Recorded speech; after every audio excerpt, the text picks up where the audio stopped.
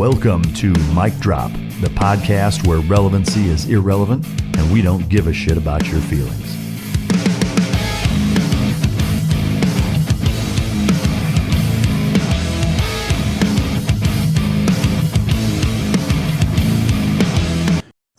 Ladies and gentlemen, as always, it's both an honor and a pleasure to welcome my next guest to the podcast. He spent 25 years and made it to the rank of lieutenant colonel as an armor officer in the United States Army. He's the author of Wounding Warriors, How Bad Policy is Making Veterans Sicker and Poorer. He ran for Senate in Virginia in 2020. He is now currently the commissioner for the Department of Veteran Services in Virginia. And he is that elusive one-legged man in the ass-kicking contest that we keep hearing about. Ladies and gentlemen, welcome to the stage, Daniel Gade. Hey, Mike, thanks. I didn't know you were going to say that. You caught me off guard, but I crack that joke all the time. So, oh, good. Well done. Oh, we're on the same page, I guess. Or I'm stealing your thunder. I don't know which one, but I appreciate you taking. Good. Yeah, I appreciate you taking the time to come on. I know you're busy doing a lot of veteran issues, I guess, in the state of Virginia, which we're going to get heavy into and talk about kind of the problem of why things are the way they are. But before we get into that, I would like to just kind of get a little bit of your background, to give the listener some backstory. What's the last full book that you read? Ooh, I'm working on a book right now called The Dead and Those About to Die, about... What are the two key components for canine success? That's effective training and proper nutrition. Fueled by Team Dog brings those two components to your family and best friend. The perfect nutritional balance that results in a higher mental acuity, energy, overall vitality, and even an improved appearance. Every product you will find in my company's store was born from the battlefield and not from the boardroom. Let my life's work help you become your dog's hero. All right. So before it cut out, you were talking about Black Earth.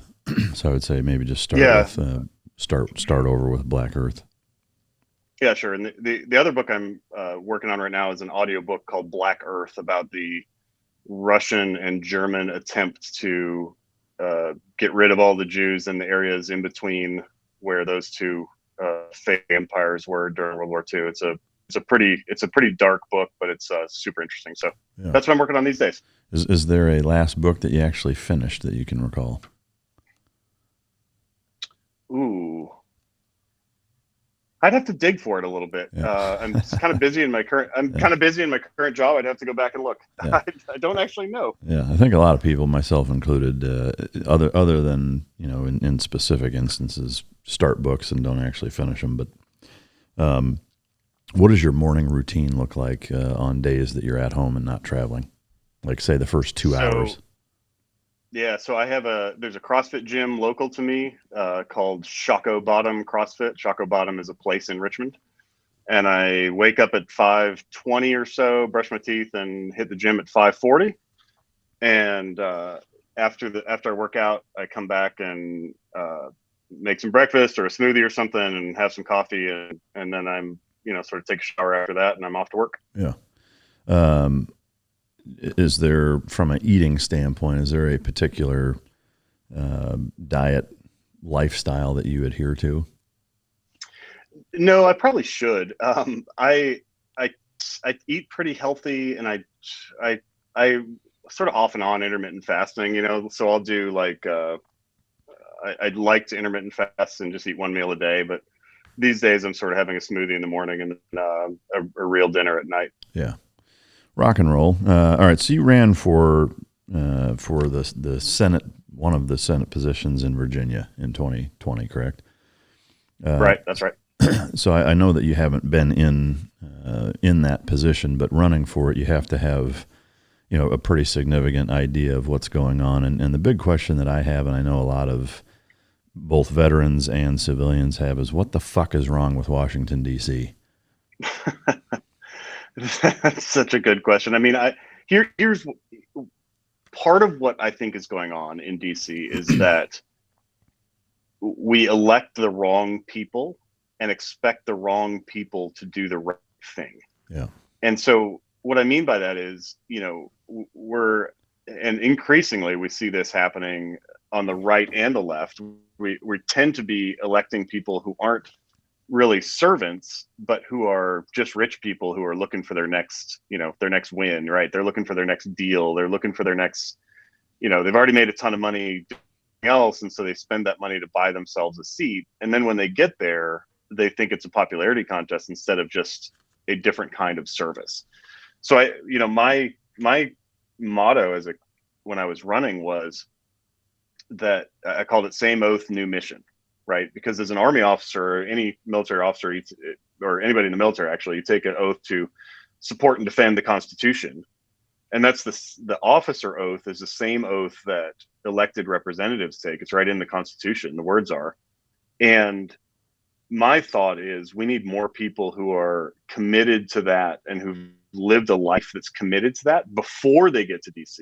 Mm-hmm. Because we have a bunch of people in DC who are just, they blindly follow their party or they blindly follow, however they're going to get rich again or whatever it is. And very few people who are true servants. And, I'm a big fan actually. And even though she's a Democrat and I'm a Republican, I'm a huge fan of Tulsi Gabbard actually. Same here. Because she served honorably and actually is still serving. She's a lieutenant colonel in the Army Reserve. And she's, I think, standing up for what's right now with respect to this Ukraine stuff. And I'm really proud of her. And I've actually I'm sort of getting to know her a little bit. I sent her a text last night actually, and she texted me right back. But I said, hey, thanks for standing up on this Ukraine stuff, because we're about to stumble into a shooting war with I didn't say this part to her because she's a Democrat and probably voted for him, but with a dead man as president. And we're about to stumble into a shooting war that Congress hasn't even authorized, where we don't even know, truthfully, the media is so bad. We have no clue what the truth is over there. So, yeah. The idea of being I'm proud of people like her. I think I don't know what you think about Dan Crenshaw. I like him. I actually don't. Stuff he. Go ahead. Sorry. Do you not know him? I don't know him. No, we're from the same community. I invited him on the show, and he's not come on. I would love to talk to him. I mean, I think, one of the problems I see is people are very quick to have an emotional response to a person based off of a decision that they made or a policy that they maybe disagree with. And it's kind of an all or nothing thing. It's either I'm in love with the guy, it's Jesus Christ reincarnated, or fuck that guy, and he's a rhino, or whatever. And like I don't fall on either side of that. I mean, to me, I would like to meet him. I'd like to get to know him and sit down and actually interview him before I can have a legit, authentic and appropriate opinion on the guy. So the fact that he's from the community that I came from is certainly a benefit, but one of the problems that I also see is using that or allowing that to give somebody a pass. Is that right? Is that awesome and honorable? Yes, absolutely. Like, am I naturally inclined to probably be a little biased in liking somebody more because they came from the exact same community that I came in? Probably, if I'm being honest. But I don't want to let that over influence my likeness for anybody. It needs to be based on policy. What I will say, and the reason that I asked that question right out of the gate, is that so many times you see people that seem like a great answer to the problem or the question that is, what is wrong with Washington, D.C.? They go there and there's, a net zero change. And so for me, that's probably the most puzzling thing that I come across, is seeing guys that I know, there's other guys from the community that have run and become parts of our government at a fairly high level, that I don't really see any net change in anything going on there. So it leads me to believe, or question rather, what's the point? Why even go there if you can't do anything? Or more importantly, if you go there, why can't you do anything? Why is there such a roadblock for people when they show up there to not really be able to get any constructive policy change done? Yeah, I mean, part of the problem is that the system itself is actually stacked against there being major change, and so it's really difficult for one person to make any particular change. But the other one is a little more nebulous in that when you know how combat is, and probably most of your audience has been to combat in one form or another. I don't think combat changes people much. I think it reveals who they actually are. So the guys who are killing people who don't need to get killed, which, you and I have probably both seen. I know I have.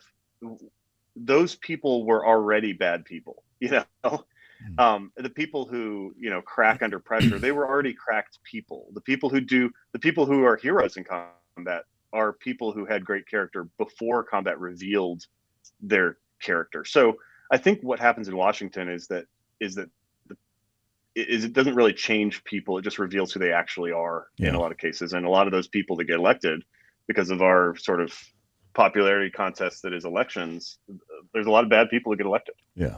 No, I absolutely can see that and tend to agree. I think one of the most frustrating parts for most people is to see anybody go there worth X, and 4 years later they're worth 10X. 10X, yeah, exactly. And to me that's a pretty clear indicator that there's a problem. Obviously, the people that have been there the longest are the most wealthy, and that's on both sides, whether it's McConnell or McCarthy or Pelosi or Schumer, is that you see what they're worth now versus when they went in based off of their salary, and that doesn't fucking add up. Like there's nobody else in America that makes less than $200K a year that's worth fucking $200 million. Nobody. That's right. Like that math does not add up, and the fact that that's even possible, tells you a lot about what's wrong there and where the priorities lay and how much insider bullshit that goes on there. But I worry that trying to fix that is essentially asking the fox to audit himself in the hen house. Like that's not going to happen.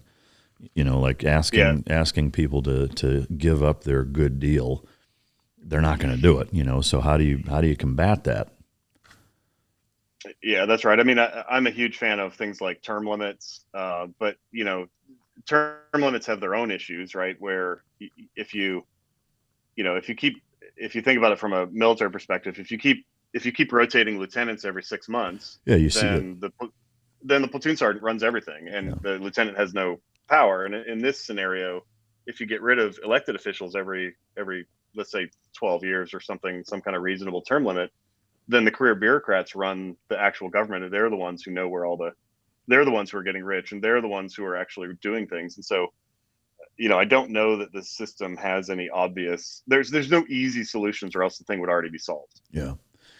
There is one protocol or methodology that I put in the latest book that I just put out, aptly named "Unfuck America."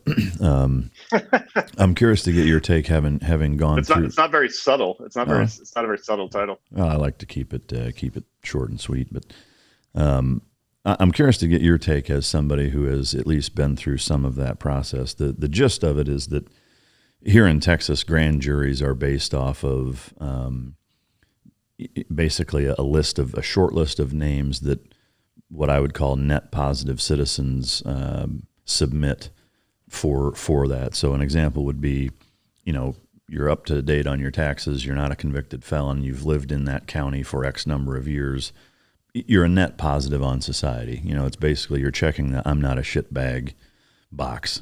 And so with, let's say there's 10,000 people. Those 10,000 people now submit a list of like 20 names of people that they think would be good jurors for the grand jury for a 6-month period.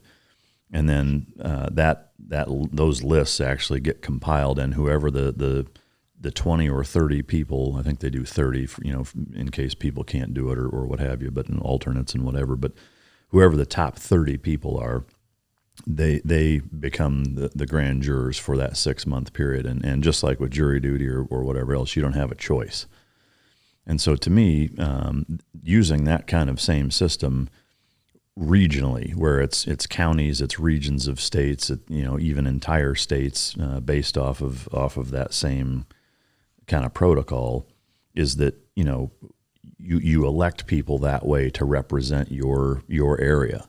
And to me, like, that's as sure-footed or closest, without doing a complete hard reset, way to fix the problem of corruption and money influence and lobbying and narcissists that the mere fact that they're running probably should disqualify most people. I think that, to me, that seems like a good place to start, and that, one, you can't use money because it doesn't matter. And you're also taking the collective mean average of each region and saying, okay, if this many people think that guy or gal is the best person to represent them collectively, that's probably a pretty good place to start. If the majority of the people think that that's the number one person, that's a good place to start. That's not going to work for president. It's only going to work for the House of Representatives. But to me, that's the most powerful branch, in that, from a veto and checks and balances standpoint on the president, they can keep him in line. On the other side of the token, no Supreme Court justice is getting passed through without the House of Representatives allowing that to happen also. And if that one branch is being represented by the collective best people from everywhere in the country, to me, that's a good place to start. I'm curious to get your take on that as a principle. Yeah, I would say yes. That sounds great. And I heard this great idea I thought it was a great idea. So currently, each member of the House of Representatives represents about 800,000 people, is on average, because that's how the districts are drawn. The other proposal I've heard that I think would work in conjunction with yours, and actually perhaps enhance yours, is if we like doubled or tripled or 10x'd the number of people in the U.S. House of Representatives. And so each person is representing a smaller number of people, and therefore they actually know their representative. They actually have seen him in the grocery store, or her in the, they see her in the lobby of the wherever, or they see him in the grocery store. And so they know that person.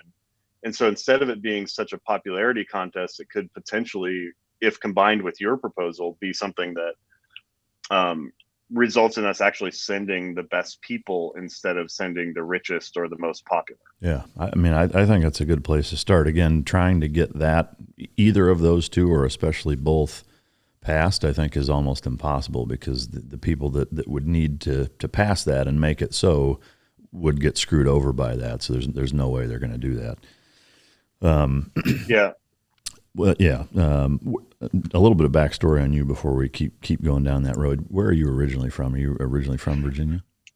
No. So I grew up in North Dakota, of all places. Nodak. Nodak. So if you've ever been to, let's say, Amarillo, Texas, then you've been to North Dakota. Yeah. You just keep driving north, and you drive across more Texas, and all of a sudden you're in North Dakota. That's how that works. Yeah. I'm from Northeast Iowa, so I'm right there with you. Oh, perfect. Yeah, perfect. I love Iowa too. Did you wrestle in high school? I did not. I wish I had. Football? I played football. Yeah, I wasn't very good. Yeah. It's funny. My life is super weird, because I sort of, matured and grew into my body and my strength and stuff at maybe like 20. You sort of turn this corner, and all of a sudden you're like, oh my God, like I'm awesome, Yeah. And then I got my leg blown off at 29, so I had like a good 10-year run. Yeah. In terms of your childhood, you played football. Was there any other aspects to your childhood that stuck out as being super influential, or kind of set you in motion to where you are today? Yeah, I think so. I mean, I grew up with parents we were really poor. I think the most money my dad ever made was $35,000, and there was like 5 kids in our family. So we were pretty poor, and grew up on this, pretty low quality. I mean, you should see the pictures, but anyway, on a farm. We were poor though. But I had a couple of things that made me rich. And that is, I had parents who loved each other, who took us to church, and who loved America. And if you have parents who stay together and they love America and they take you to church, probably you're going to head off to you're probably starting off ahead of a lot of people who are, richer in financial terms. And so I had what I considered a pretty good childhood. I got a BB gun and a dog when I was 10, and I stayed outside until I was 18. I think Yeah. What kind of dog was how it? that worked. She was a Brittany Spaniel Springer Spaniel cross. Mm. So her name was Comet. Oh, That was my nice. first dog. Yeah, That's good stuff. because I got her the year that Haley's Comet came, so that would have been 1986. That's awesome.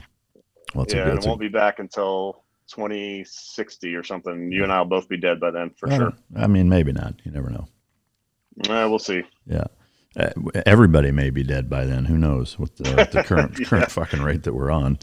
All right. So what was the light switch where you decided, you know what, I'm going to join the military and that's my calling. That's what I want to do.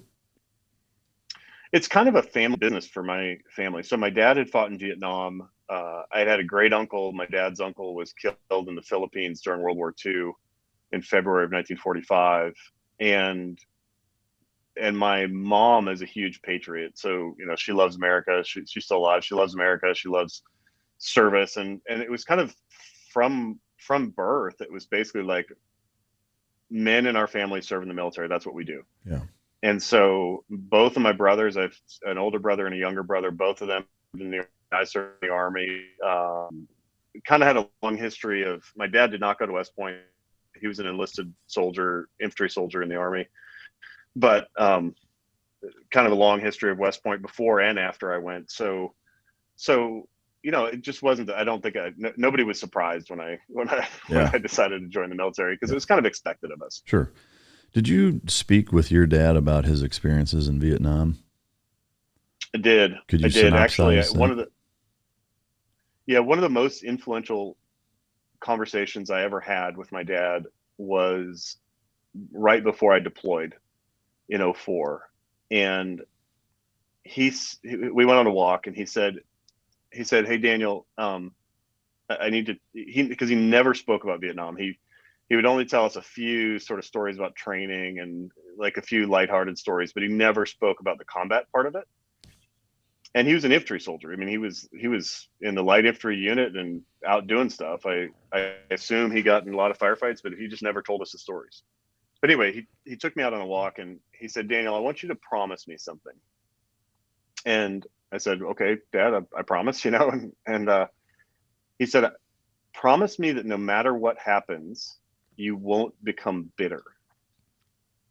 And I thought, okay, I promise, right? You're how old at this time? I'm 29, Okay. 28, 20, I'm 29. But he said, no matter what happens, don't become bitter. And I thought, what a weird thing, And I guess it was that when he got back from Vietnam, he had 3 brothers and a sister. All of them were like anti-war, hippies, war protesters. One of them, I think, went to Canada as a war protester, got drafted and ran away, kind of thing. And he went to Vietnam voluntarily.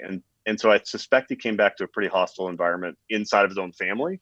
And then society was hostile to Vietnam veterans for, many years. Yeah. And his experience had probably been pretty traumatic, but he just set it aside. And I thought that was, he never talked about it. He didn't have, as far as I know, he didn't have any bad dreams. He just moved on with his life and raised his family and thrived as best he could. He was a school teacher. But when I got blown up, it's pretty tempting when you wake up on your back in the hospital and you're freaking, I was missing a leg and my whole abdomen was blown open. At the time I had a colostomy bag, where you're pooping in a bag, from the side of your body. My hands were messed up. I had a skull fracture and a broken neck and all this stuff. And it's pretty tempting to get bitter and to feel sorry for myself.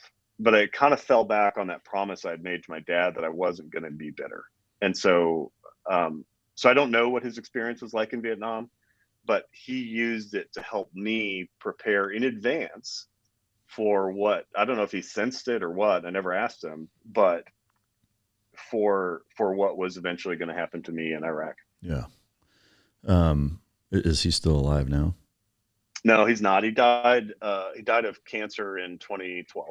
Okay. So he was there after you lost your leg. Mm-hmm. Yeah. What? Yeah, it sure was. I'm curious what the first interaction with your dad was like after that happened. I would love to be able to tell you, but I was really high. Yeah. so Yeah. when I woke up, I'll tell you what the first interaction with my wife was like. So we'd been married 5 years at the time. We're still married, and it's coming up on 23 this summer. But we've been married 5 years, and when I was, when somebody's unconscious in the hospital, you sort of are hoping or expecting that they're like asleep, that they're just turned off, that they're not suffering. And my experience was very different because I was turned off medically. I was in a medically induced coma, not moving, not doing anything, but I was having the worst nightmares the whole time I was unconscious. And like, they would be on this loop where I knew something bad was going to happen. I knew it was a dream. I knew something bad was going to happen. And then the bad thing would happen. And then the dream would repeat. And one of the dreams that I was having was that my wife, I guess my subconscious sort of knew I was in the hospital.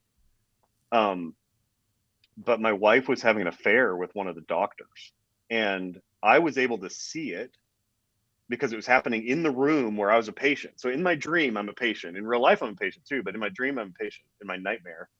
And she's having an affair with this doctor. And I'm not seeing it sort of like knowing generally that my wife is having an affair. I'm seeing it in like pornographic detail, right?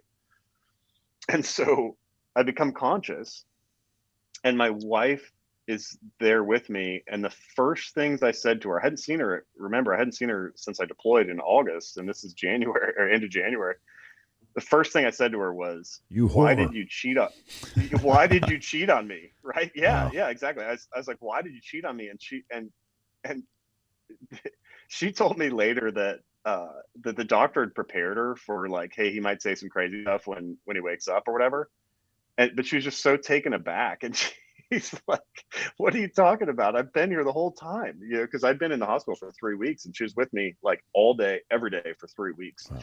And so that was not pleasant. But so I don't remember what my first conversation with my dad was. I remember he was kind of a rock star during that whole time, and he would just stay in the room with me whenever my wife needed to go take a nap or something. He would be with me, and my mom would be with me, and people were really taking care of me. So the first one that you remember, was it not super memorable that in that way because you had already no, yeah, after everything was so foggy afterwards, yeah. And I didn't really, I mean, I was on so many drugs for a couple of months that it's all kind of foggy. Yeah. But my dad's influence in my life was very important to me, and so when he died, that was a tough blow. Yeah, I'm sorry to hear that. Taking a couple steps back, kind of leading up to where that happened, I'd like to cover from starting West Point and until that point, if we can kind of chronologically walk through that quick. West Point, sure. West Point has a lot of stature and almost mythic like stories about it. I'm curious, your experience there. What was that like? And is it all cracked up to be? Yeah, West Point's a great place. It's not a perfect place. I don't know that there's any human institution that's perfect. Why is it not as good as Annapolis, I guess, is the biggest question. No, I'm just kidding.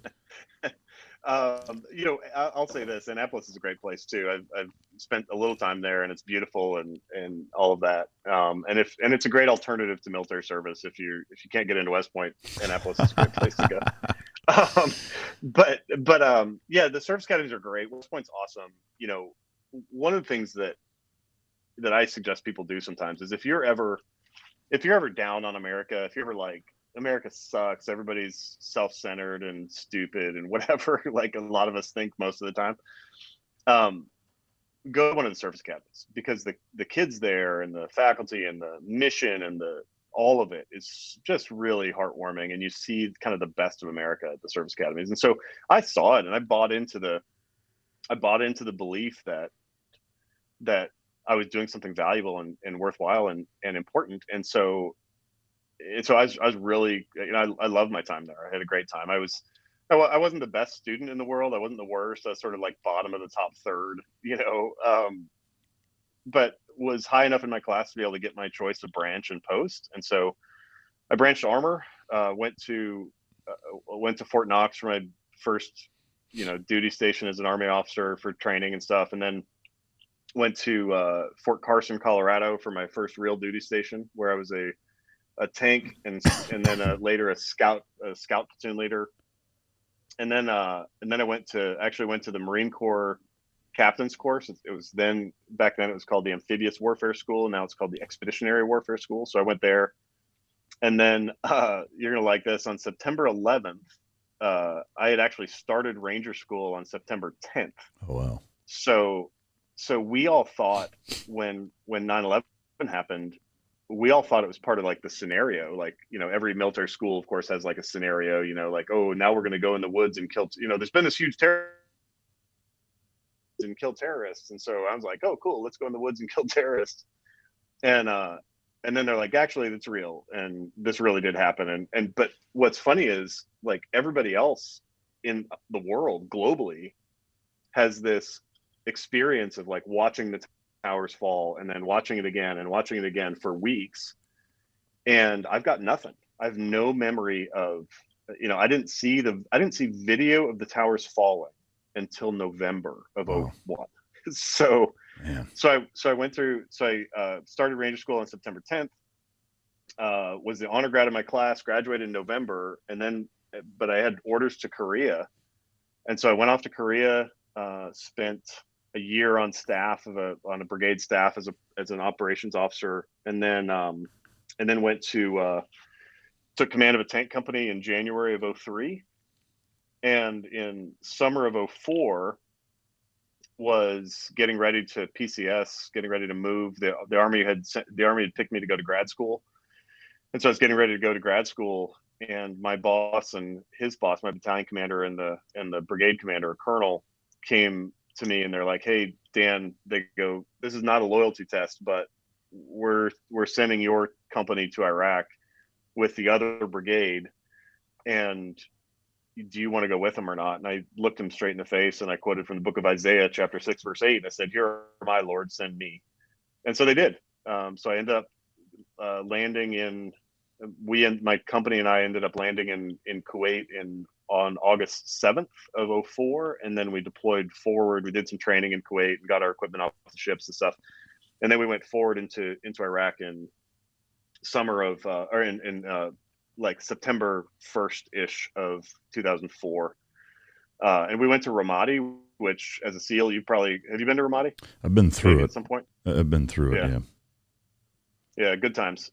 So that's where, and you probably know Jocko. That's where Jocko was, Task Force Bruiser and all that stuff was in Ramadi and Fallujah. So anyway, so I was in Ramadi, and at the time, we didn't really know, I'll say this, we didn't really know exactly how dangerous Ramadi was until 2 weeks into our deployment, when one of my lieutenants was shot and killed out on a patrol, and he was shot. And then and I was wounded for the first time on November 10th, 2004. I was wounded in a firefight. I was in my tank actually, and we were in this firefight, and an RPG came off the roof of this building, and I saw it. It was nighttime, and so I saw it in flight actually. And I remember seeing like a black circle with sparks all around it, which means it's coming frontally. And I ducked and said RPG, but either my loader didn't hear me or didn't have time to respond or whatever it was, and it hit him directly in the face and killed him and wounded me. I got shrapnel in my left arm and in my face and in my little bit in my leg and stuff. But anyway, so he was killed instantly and catastrophically in November. And then, we did what we had to do. We just kept fighting. We the next day we were back out again doing the same stuff we were doing before, out trying to find bad guys and kill them. And then in January, the second time I got wounded, I was in a Humvee in a different area. The 2 days before, the day before actually, we had 2 days before, we disrupted an enemy rocket team that was getting ready to launch rockets at our base camp. It was kind of a meeting engagement. They didn't know we were out, and we didn't know they were there, and we sort of stumbled on them, across them at dusk in our Humvees, and shot those guys up and killed one or two and wounded and captured another one. And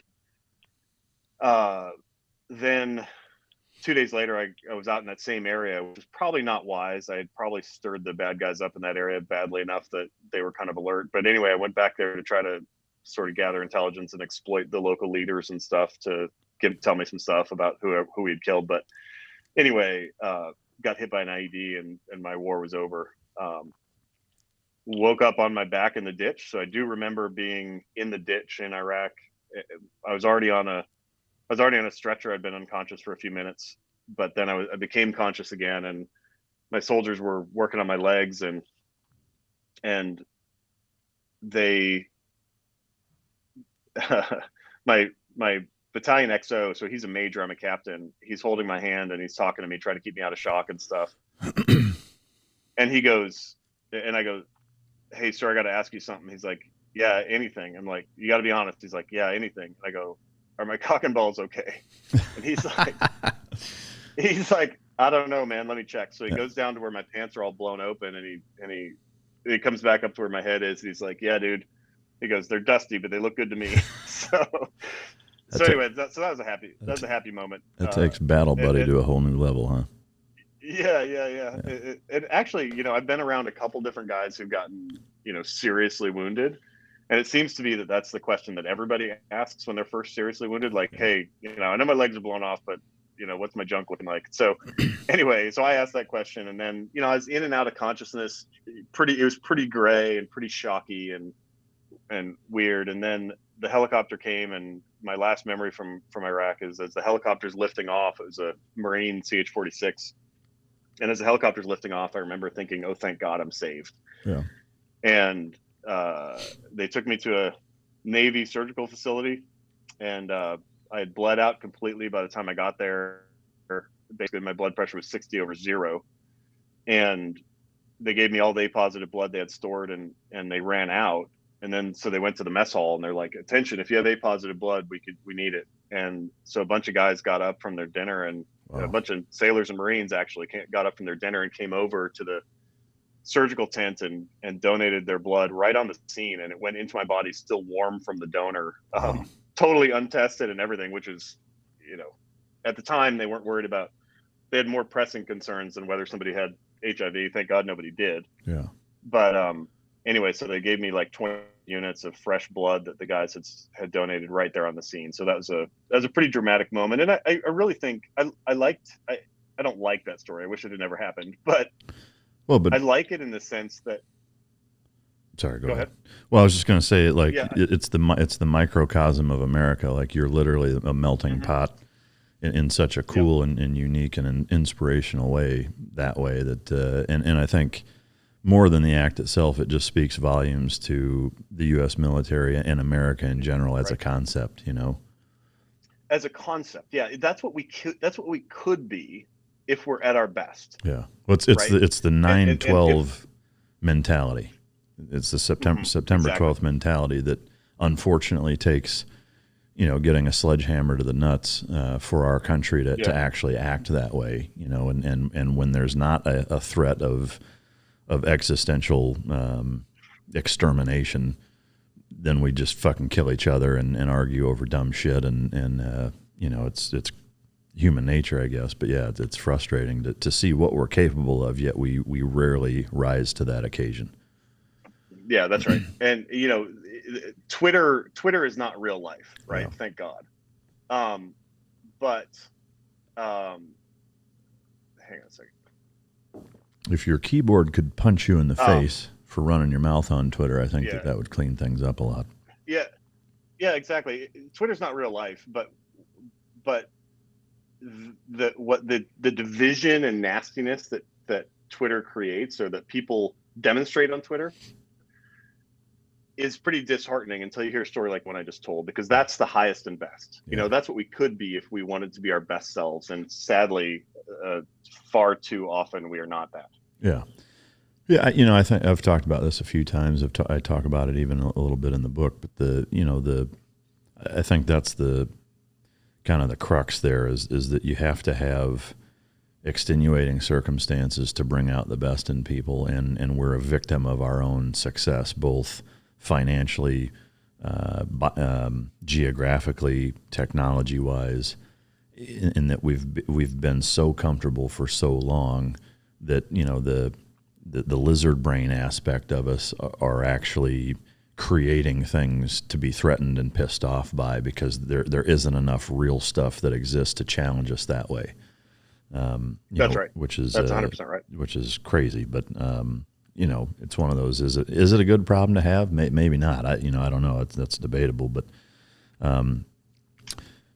taking a step back from kind of the 30,000 foot view, as a tank commander, when you were in Iraq at the height of the 04 and change, 05, 06, the burning times is what I call it. Yeah, it was not even arguably, it was easily the most tumultuous and hard time for our soldiers to be there. Did you have a sense of what your mission was, like big picture wise? Like when you got there, being an officer, granted a captain, a younger officer, not a butter bar brand new guy, but not in the jock, not going out either, kind of that middle of the road. Was there a sense of purpose for you other than just, I'm serving my country, I'm doing what I'm told? Was there a kind of a higher level understanding of why you were there? That's such a great question, Mike. It's complex.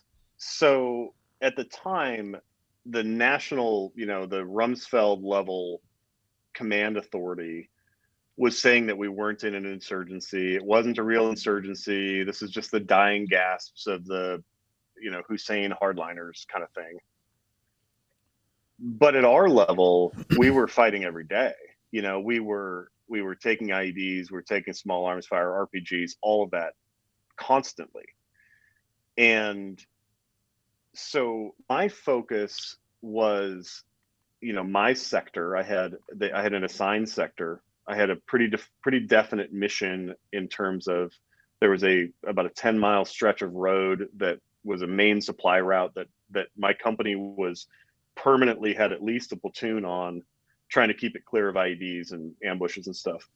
And then we had a patrol mission out into the villages to try to, seek intelligence. And basically there was Al-Qaeda level bad guys, and then there was, lower level local paid bad guys and that kind of stuff. And so our job was to try to kill them.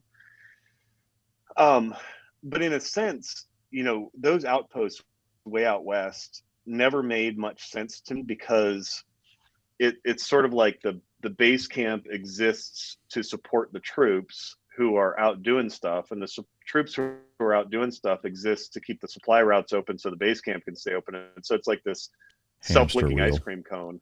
Yeah, totally, hamster wheel. And so I boiled my mission down to, my mission is to kill bad guys and to keep my guys alive.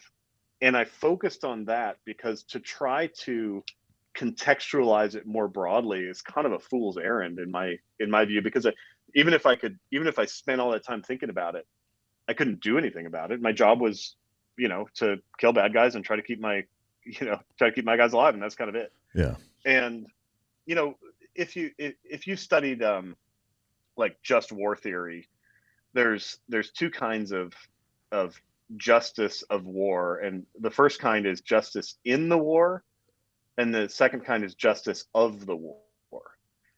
And the soldier, or the sailor in your case, is not responsible for the justice of the war, but is only responsible for his or her conduct in the war. And so one of the things I'm very proud of is that in the 5 months I was in combat, which I know you probably had guys on here who did 14 tours in combat, but I'm in 5 months. So, sorry, I guess I'm a quitter. I think you left a few things over there that would argue otherwise, but yeah, totally. But the soldier's not responsible for justice of the war, but only responsible for their own conduct. So in the 5 months that I was there, to my knowledge, we did not kill or hurt anybody who didn't need to get killed or hurt. Yeah. And I'm pretty happy about that. That gives me a sense of peace about my time there. No, I agree. I think A, it's a great point, and B, it's a necessary point, or it's a necessary mentality to have as a warfighter over there for it to work. Is that you have to make that distinction. That I think where the tricky dichotomy exists is that, and I think you're seeing it play out in Ukraine right now with the Russians, a lot of the Russian soldiers not really separating that because they were what sounds like in many ways duped into going over there. And I think that's mistake number one, is that if you send people into a combat zone like that, there has to be at least, even if it's a 30-second elevator pitch, an understanding as to the big picture as to why we're there. If not, I think that's why you're seeing so many of the troubles. That in conjunction with, you know, the heart and grit and stubbornness of the Ukrainian people that maybe was underestimated or not anticipated. But you know, from my experience over there, I was quite a bit younger than you even. I was, 22, 23 years old. And admittedly, I was not thinking about the justness of the war whatsoever. It wasn't until a number of years later before I really kind of questioned what we were doing there, why we went, if it was justified, whatever. Not that at that point it even mattered, but I still think it's important to think about it, to rationalize it, to reconcile with yourself, but ultimately it came to essentially the same conclusion that you just mentioned, which is, doesn't matter, why we were there for me, because, I think for the individual soldier, everybody has the internal constitution of, I'm volunteering up to and including my life, Right. Payable to the United States government, and I'm entrusting the upper echelons of our headshed governmentally to make the best decisions that are in my best interest and in the best interest of the nation. That's easy to argue that that's not taking place in a lot of ways at this point. I think not in all ways, but in a lot of ways. But I am curious to get your opinion on. I've seen some political pundits here recently make comparisons between what Russia is doing in Ukraine to what America did in Iraq. And some. Oh no, that's nonsense. Oh, you know what? Are you talking about Candace Owens? Her and I've seen some blips on some other things. I'm curious to get your take on I guess their position is, what's the difference? And I know what I think, but I'm curious to get what you think. Well, for one thing, Ukraine is a sovereign, peaceful state that posed no threat to its neighbor. And Iraq was by the way, a democracy, or if only a flawed democracy. And Iraq was a threat to regional stability that we'd basically been at war with for, almost 2 decades at that point, or at least 15 years. And so, I don't necessarily support the decision of the Bush administration to go in there. But on the other hand, you and I never went through villages and, we weren't shelling apartment buildings, right? Mm-hmm. We weren't indiscriminately dropping dumb bombs into city centers. That never happened. Yeah. Every time I pulled the trigger, I felt very confident that the person I was aiming at was a legit enemy combatant. And there were times when I did not pull the trigger that in retrospect I could have. I mean, there's a lot of times I could have and gotten away with it. But there were a couple of times when I should have probably, but it wasn't utterly clear that the person was a bad guy. And so it was the shoot or don't shoot scenario tipped just barely to the don't shoot. And the Russians are not doing that. The Russians are killing people indiscriminately, as far as I can tell, including journalists and everybody else. So when people say, Iraq equal, US equals Russia, that's just a stupid nonsense way of looking at the world, and I just reject that. That makes me that hacks me off, actually. Yeah. To play devil's advocate, and I'm not taking this position. I'm echoing some things that I've seen other people say, again, just for the sake of the conversation and having that with you. Is some of the sentiments echoed are basically taking the approach of, we don't really have Russia's side, or interviewing Russian soldiers to see what their take is, and seeing a media slanted view in the defense of Ukraine. And if you were to take that same ideology from a media standpoint and put it in Iraq at that time, where civilians that shouldn't have been killed were killed, not on purpose. But it did happen. Or even take something as recent as Afghanistan, that drone strike that killed 13 people, 11 of which were kids, and there was basically not even an apology. It was just, yeah, that's what happened. Biden didn't say anything about it. Shit like that does happen. Again, not on purpose, but it is that the media's ability to make things seem. You saw it in Syria. There were staged, blown up people and kids and certain things that weren't actually accurate. And I'm not proclaiming that that's taking place. I'm just saying that the media is disingenuous in a lot of ways, and propaganda runs rampant. And I agree with you in that I don't consider them the same thing. For me, it's mostly about the fact that when we went there, we didn't do it unilaterally. We went through the process that you're supposed to do. And we also had intelligence that even if, and now it's debatable whether or not it was accurate or not, is that at the time, we collectively as an entire government, as an allied group of NATO and even UN kind of sign off, is that we all considered it to be, hey, this is a tough decision, but we think that this is the best thing for all of us. We all agree, or the majority of us all agree enough to say it's a super majority. Okay, we're going to go in and do it, and we're going to do it to the best of our ability to minimize casualties. And that is a huge and very important distinction between the two, I think. Now, yeah, that's a good point. For civilians in Iraq versus civilians in Ukraine, does any of that matter? Probably not. Would both of them who aren't in the military, who are just trying to live their fucking lives, that their house got blown up and their kid was shot and now they're a refugee, to them it's probably all the same damn thing, and there is no difference, so that eye of the beholder thing I think is important. But I do hate to see comparisons like that made when there's not kind of the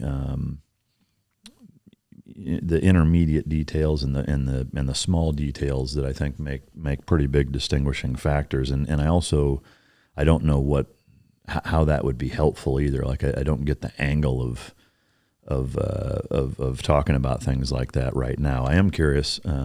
Actually, we'll get into Ukraine here after some of the Iraq story. I want to take a step back and keep talking a little bit about your time there, specifically the RPG that wounded you and killed one of your teammates, as well as the time where you got blown up. In the RPG scenario, what was the impact like on your unit immediately following that, in terms of morale, in terms of going back out and being able to continue the mission right after that happened? Well, the soldier who was killed was very popular. His name was Dennis Miller. I think it's really important that we say their names.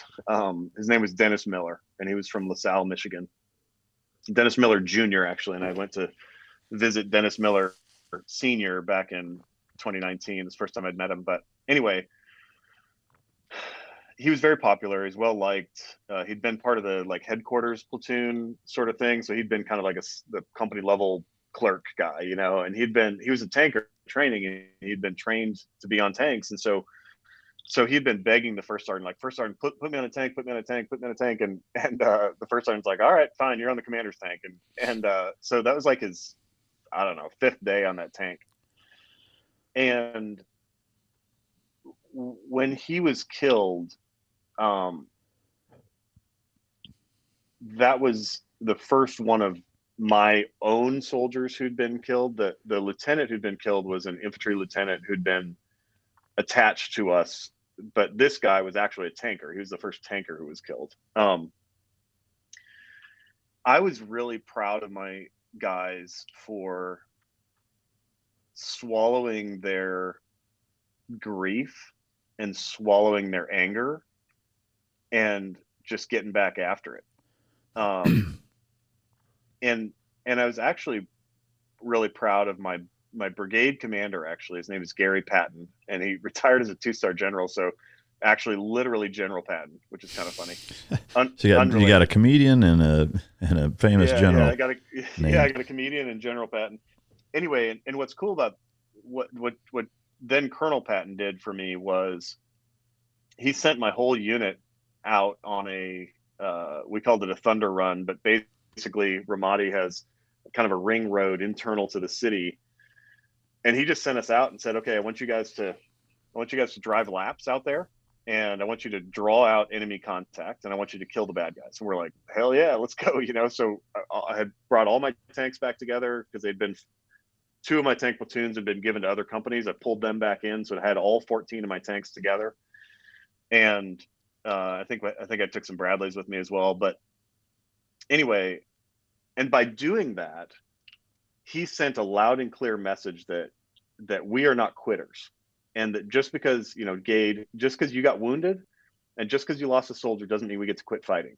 So get your butt out there and keep fighting. And that, I really welcome that message now, because it was, I think it's pretty powerful for me psychologically, and I think it was probably pretty powerful for the guys psychologically as well. Yeah, I don't doubt that. And I think it's crucial to, in terms of tides and momentum in a warfighting environment where it's necessary.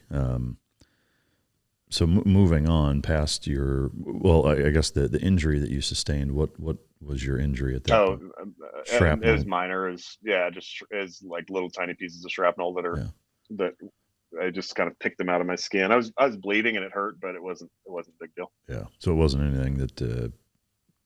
No surgery, no evacuation, nothing like that. It didn't cease your ability to fight for any period of time. Yeah. All right. So then moving forward, the day where you got blown up, can you kind of walk us through from a movie script standpoint, the actions at the objective and how that went down, of what you remember? Yeah. So that day, we'd had that engagement 2 days before where we'd killed one at least. We think another one limped off and wounded and died, but we didn't find him. And then wounded another guy and captured him. So that had happened on Saturday night, and on Monday, I was getting ready to take this patrol out, and it was kind of interesting because it was a vehicle mounted patrol, and the reason we didn't take our tanks that day is because the roads we were going on were like these narrow canal roads, so too little for tanks, and tanks are, you got a sledgehammer and a scalpel, and we could have used a steak knife, but we didn't have one. We didn't have strikers or MRAPs or anything like that at the time. So anyway, so I either had to choose a scalpel or a sledgehammer, and chose the scalpel that day. But anyway, so my medic, as we're getting ready to leave, the senior company medic was an E5, and he didn't normally come out when just one platoon was going out. He would be with like where the rest of the soldiers were, the other 2.5, 3 platoons, because he liked to be where the bulk of the action was, kind of. And my patrol wasn't expected. I wasn't really expecting contact exactly. So anyway, so he wasn't scheduled to be with me, but he comes to me this is like noon, and we're scheduled to leave the thing at like 2. He comes to me, he's like, "Hey sir, what are you doing?" I'm like, "I'm just getting ready to head out on this patrol." He's like, "Okay, cool. Can I come with?" And I'm like, his name is Sergeant Krause, Kurt Krause. He's a good dude and still a friend of mine. Anyway, he goes, "I don't know, sir." He's like, "I just feel like I should be there." And I'm like, "All right, yeah. Do you have your stuff?" And he's like, "Yeah, I got my kit right here." And he had a big like Foot Locker of medical supplies. And I'm like, "All right, well, throw it in the truck. Let's go. Get in the truck behind me." And he's like, "Cool." So he comes with me, and then just as we're getting ready to leave, my battalion XO. So I'm the captain. He's major. His name's Reggie Cotton, and Reggie Cotton, black guy, infantry officer with no Ranger tab, which is unusual. But anyway, and also has a mustache, which is very unusual for Army officers. And he was a black infantry officer, which is also unusual for infantry officers to be minorities. So anyway, whatever. Anyway, good dude. He comes to me and he's like, hey Dan, what are you doing? I'm like, "Sir, I'm headed on this patrol." He goes, "Hey, can I come with you?" And I was like, "Well, why?" And he goes, "Well," he's like, "I'm bored." And he's like, "Every time you and I go off the base camp together, we always get in a gunfight." And he's like, "I want to go fight somebody." And I'm like, "Cool, man." So it's like, "All right, sir, no worries. Pull your truck in behind mine. You can be number 2 in the convoy or in the patrol." And he's like, "All right." So we head out, and we'd stopped a couple of times, if I recall correctly. We'd stopped once or twice, and talked to a couple of like tribal leaders. And then we were on hardball. We were on this big interstate type road, and I had a couple of tanks. One of my tank platoon leaders and some other guys are out there. And then we turn onto this gravelly type road, and I called my one of my platoon leaders on the radio, and his call sign was who was he? Red One, and I was Black Six, and I'm like, hey, Red One, Black Six. He goes, yeah, Black Six, Red One. And I go, hey, listen, leaving the main route right now. I go, if you see a black cloud and don't hear me on the radio, call a medevac. And he's like, haha, you're so funny, sir. You know, okay, whatever. And then literally like 5 minutes later, he sees a black cloud and doesn't hear me on the radio. And he's like, oh crap. And then he hears on the company radio net, he hears all the traffic, all the chatter about, you know, there's been this IED and the commander's hit and blah, blah, blah. Is that something that you had ever said prior to that day? Never. God, that's no, weird. I mean, we did. It is weird. And we did like whistling in the graveyard, you know, like, oh yeah, today I'm going to get killed. Like, and I guess this is going to be really hard for people who've never been in combat to understand, but like, every time I went off the base camp, I believed at some level that this might be the day. Sure. You know, every time you charge your weapon and you put on your body armor and your helmet, you're like, okay, today could be the day. Yeah. And it's not the day, whatever. And so there's whistling in the graveyard, you know, dark jokes and that kind of stuff. But I'd never said that to anybody before. And I don't remember feeling a premonition or anything like that. But that day I cracked a joke and it turned out to be an ill-timed joke. Yeah. Well, or maybe then, it was lucky. I don't know. Yeah. And then, you know, we're driving and I had my rifle between my knees and it's pointed, you know, it's down, it's muzzle down at the floor. And I'm looking out and it's bright daylight. And I'm thinking, yeah, this is a really dangerous spot. I do not like this at all. Because the visibility was really good. You could see a long way. And that's when that's when the bomb went off, and I could point precisely on the map to exactly where I was when this thing went off, and I sometimes look at it on Google Earth like, yep, that's the place. Do you know? But anyway, so do you know what they used? Sorry, it was something small. It was not a big IED. You know, sometimes you see these like aircraft bomb type IEDs that like blow Humvees into smithereens. This was actually a small one. And get this, the truck drove home. The Humvee drove back to the base camp. It didn't even have flat tires. Wow. The explosion was just directly underneath my seat. So the front right seat of a Humvee, there's a battery box under the seat, and then there's a little thin piece of metal, and then there's a little thin cushion. And it was right under my door, and it was an up-armored Humvee, and the door in between the bottom of the truck and the door like this, the explosion came right through and just went right through my right thigh. And I've got pictures of this, by the way, that are pretty gruesome, but it looks like somebody shoved a muddy football right through the center of my thigh and blew out the femoral artery and vein, shattered the femur. The exit wound was on the inside of my thigh, and the entrance wound was on the lower outside edge of my thigh. Wow. But you know, the truck kept moving for I think it rolled another 50 or 100 meters, something like that. But my radios were blown out, and I was unconscious. And so, if Major Cotton hadn't been there, I would have died for sure, because they wouldn't have been able to call a medevac properly. Yeah. Because they didn't have the right frequencies, and he had more authority because he's a battalion XO, and I was only a company, whatever.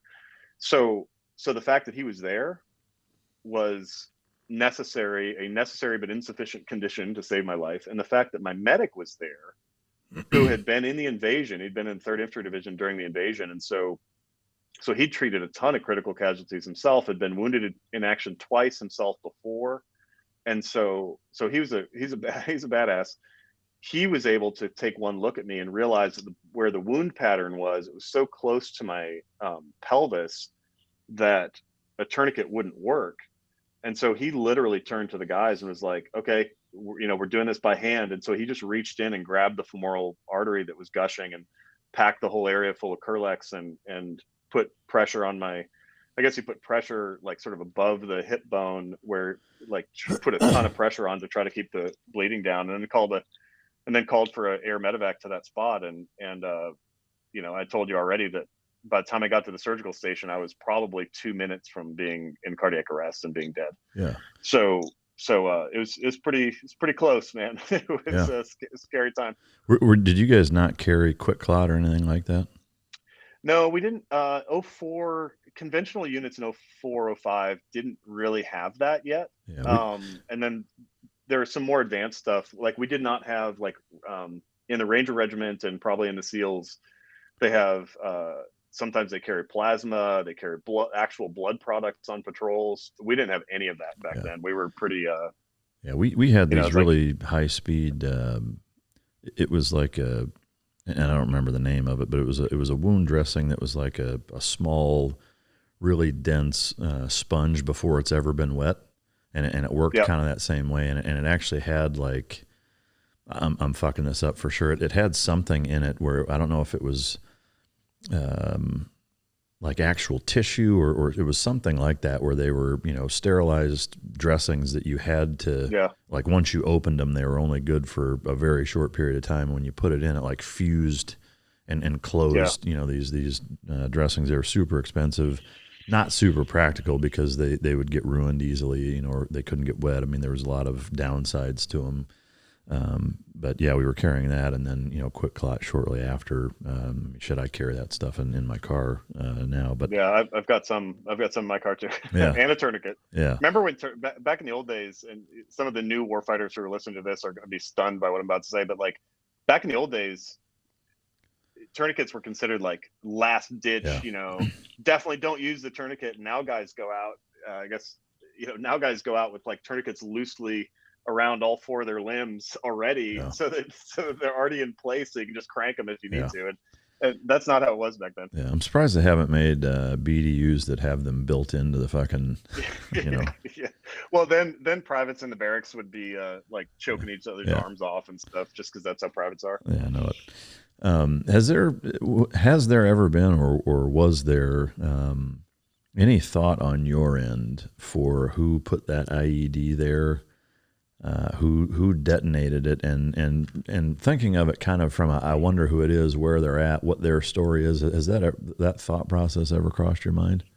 Yeah, totally. Of course it has. And people sometimes ask me if I'm mad at that guy, and my answer to that is of course not. Like, because if I had seen him before, you know, if we'd stumbled across him in different circumstances, I would have happily killed him. Yeah. And never thought twice about it. Like, whatever, I was a legit combatant and he was a legit combatant, and we were at war with each other. So I don't blame him for doing it. I you know, it was a pretty good shot. He took out a company commander, and that's good for him, you know? Yeah. And besides that, you know, I've heard described, and I think this is really important, and I think about this a lot. I've heard it described that bitterness or anger or being bitter or angry is like drinking a cup of poison and hoping it hurts somebody else. Mm-hmm. And so for me to be bitter or angry at a guy who's either dead or 7,000 miles away and poses no threat to me at all, you know, what's the point? Yeah. So I wish I could I wish someday there would be this grand reunion where all the combatants, you know, lay down their arms and we all have a party or whatever and sort of tell stories from each other's perspectives. I wish that was your thing. I don't think it will be, but in this case, I did go through a period though where, you know how back in the day there were all these like IED videos on YouTube and everywhere else. I tried to find it because for sure it was videotaped. Yeah. For sure it was videotaped. I don't know if it ever got uploaded, and if it did, I didn't find it. So I wish I could find it. I'd love to have that video. Yeah. So in a hypothetical of, there's a way to figure out who this guy is, and you're able to go to Starbucks and sit down with him. How does that go? What would you say to him? Well, I'm not mad at him. You know, my life in some ways is actually better for the fact that all of this stuff happened. Would you want to tell him that though, or what would you say to him? I think I would tell him that. I'm not in any way bitter or mad at that guy. Yeah. I wouldn't pull out my concealed carry and blast him in the melon or anything like that. I don't have any desire to kill him now, because neither I nor he are legit combatants anymore. So, I'd pay for his coffee and wish him well. And I really do. I don't think I would. I think I'd be happy to help him if he wanted to immigrate to the United States and had reformed himself and was ready to be a good American. I'd be happy to help him. Like I literally, I'm not mad at him. I don't think it's first off, it's not useful, and second off, it's just not useful. Would two questions? Do you think that he would feel that way about you? A, and B, if not, if he still had hate and vitriol in his heart towards you, would that change how you felt? I don't know. I think probably the average Iraqi. So it depends on who he was, right? Was he a legit hardcore Al Qaeda guy? Probably not. I mean, there were a few of those kind of guys in our area, but mostly they would use foreign money to hire local farmers to plant IEDs, and then they would get paid if they could turn in the video, and that's why there's all those videos. So I think he was probably just a local farmer who, some foreign empire from 8,000 miles away had invaded his country, and he didn't understand why. Yeah. So I don't think he had the information necessary to be like a politically committed insurgent. Yeah. So I doubt he'd be mad at me now. And even if he was, would you give him I'm sorry you feel that way. Let me buy your coffee and fuck off. Yeah, I think I would. Yeah. I just don't see any reason to harbor hate in my heart for really anybody. There are people that I would kill happily, but there's nobody that I hate. Yeah. I don't think hate is a useful precondition for killing. Some people just need to get killed. Yeah, agreed. Does that make me sound crazy, Mike? No, I mean, it's, have you ever watched the show Dexter? I have not. Yeah. I know what it is, though. Yeah. Well, I won't draw the comparison. It probably won't really make sense. But yes, I agree in that there are people that the world is just better off if they don't exist. I think the tricky part is who's making that decision as to whether or not that's the case. And that's the morality fine line that I think we all as human beings walk in combat environments is, to take, one of the things that you actually just said that I think kind of sticks out a little bit is that, he's just a farmer who, and especially under the Saddam regime, has no fucking idea of what's going on, outside the borders, that's witnessing this foreign empire from across the world invade, right? Which is a specific term that you used, his country. And again, I think that's where, maybe a Candace Owens would draw the comparison between Ukraine and Iraq for the local populace, is that, and that's why I said to them, it doesn't fucking matter. It's really all kind of the same thing. And that's the tough part about the eye of the beholder aspect of the victim, in that, if the end result is my house is bombed out, I'm running for my life, and I've lost a bunch of family members, the why doesn't really fucking matter at that point, or even whether or not it's justified, But so once that happened, you get evacuated out. You are in and out of consciousness. I'm assuming it was back to your Camp Ford operating base, Germany. Yeah. Walter Reed, is that? Yeah. So flew to a place called Al-Taqadum, just outside of Fallujah. That's where I had my first surgery and the second one. And then I flew to Baghdad and was handed over. If you've ever seen the movie Baghdad ER on HBO, I have not. It's phenomenal. You got to watch it. It's a documentary of that hospital at that time. So it's filmed a couple months after I went through that same place. And there's actual real video of an American soldier getting his arm amputated. There's another real video of an American soldier dying actually, like the moment he's pronounced dead. It's amazing. But anyway, I came through the Baghdad hospital, U.S. hospital there, and then flew to Landstuhl, I guess, and was in Landstuhl for like 24 hours. And so by the time I got to Walter Reed, it's Thursday night. So I got blown up Iraq time Monday afternoon, and got back to America Thursday night U.S. time.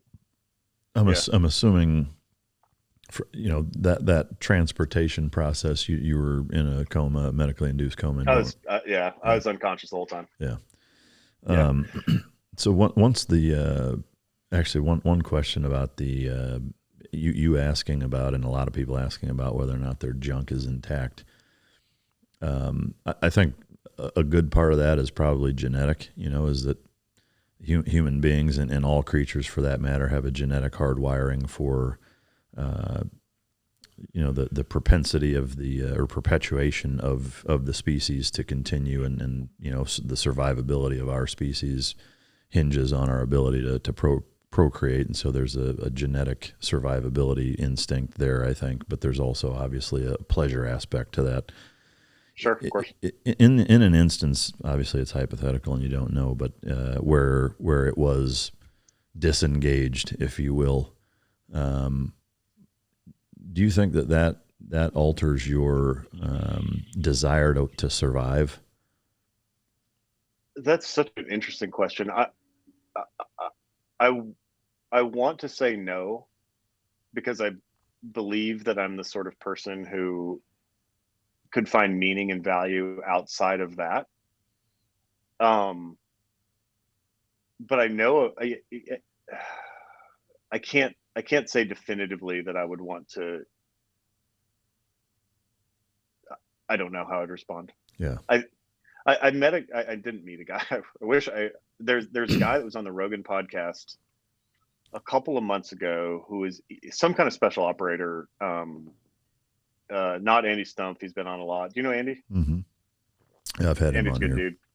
Yeah, I was on his podcast too. That was great, and we had a great conversation. What an interesting guy. But anyway, so there was a guy that was on the Rogan podcast who either had lost his testicles or his testicles and his penis.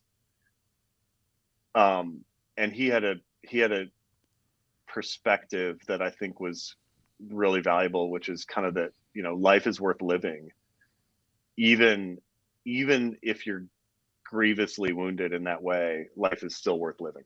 And I didn't listen to that whole podcast. I listened to most of them, but that one slipped through the cracks. Yeah. So I think you'd have to talk to somebody.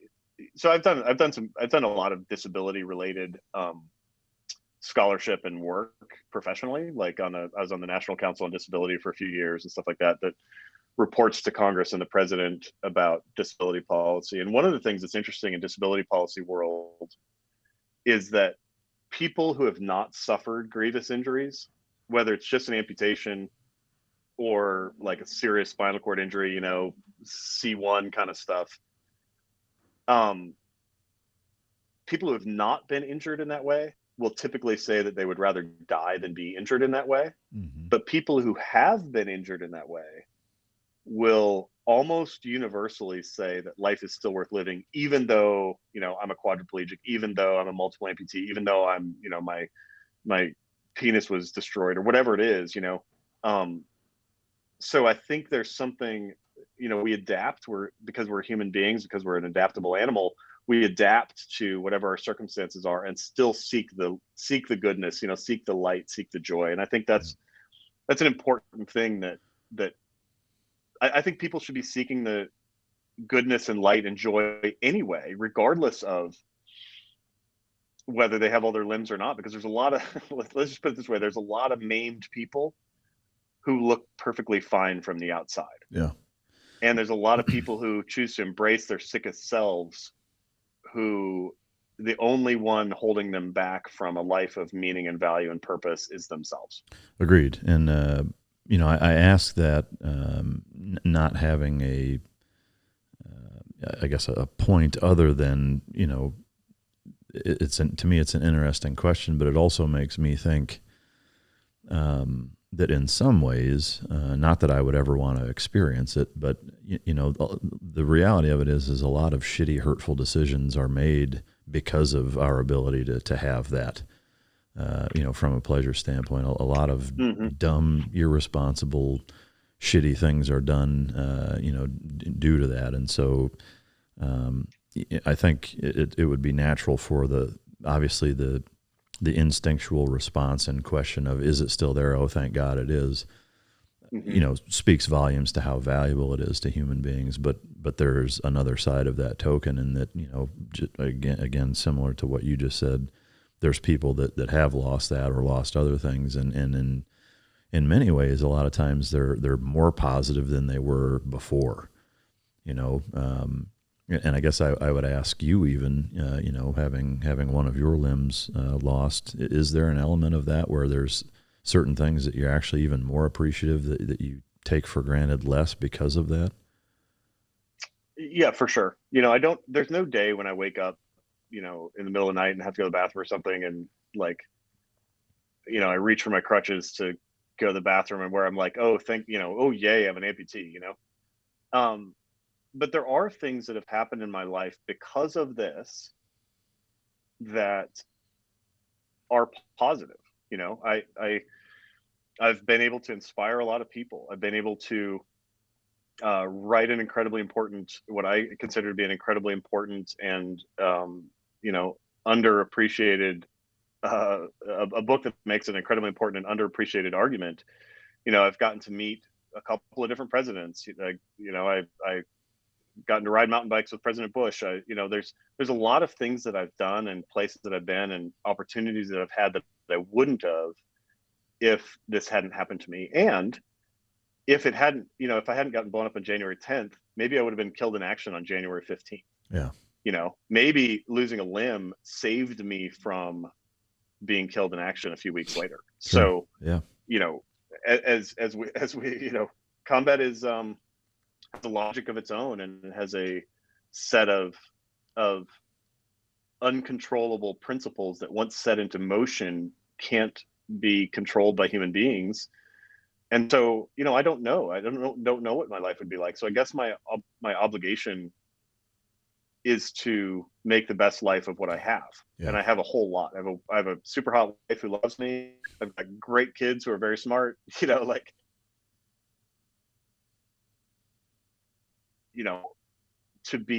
complain about the things I don't have going for me, like a right leg, is pretty stupid. Yeah.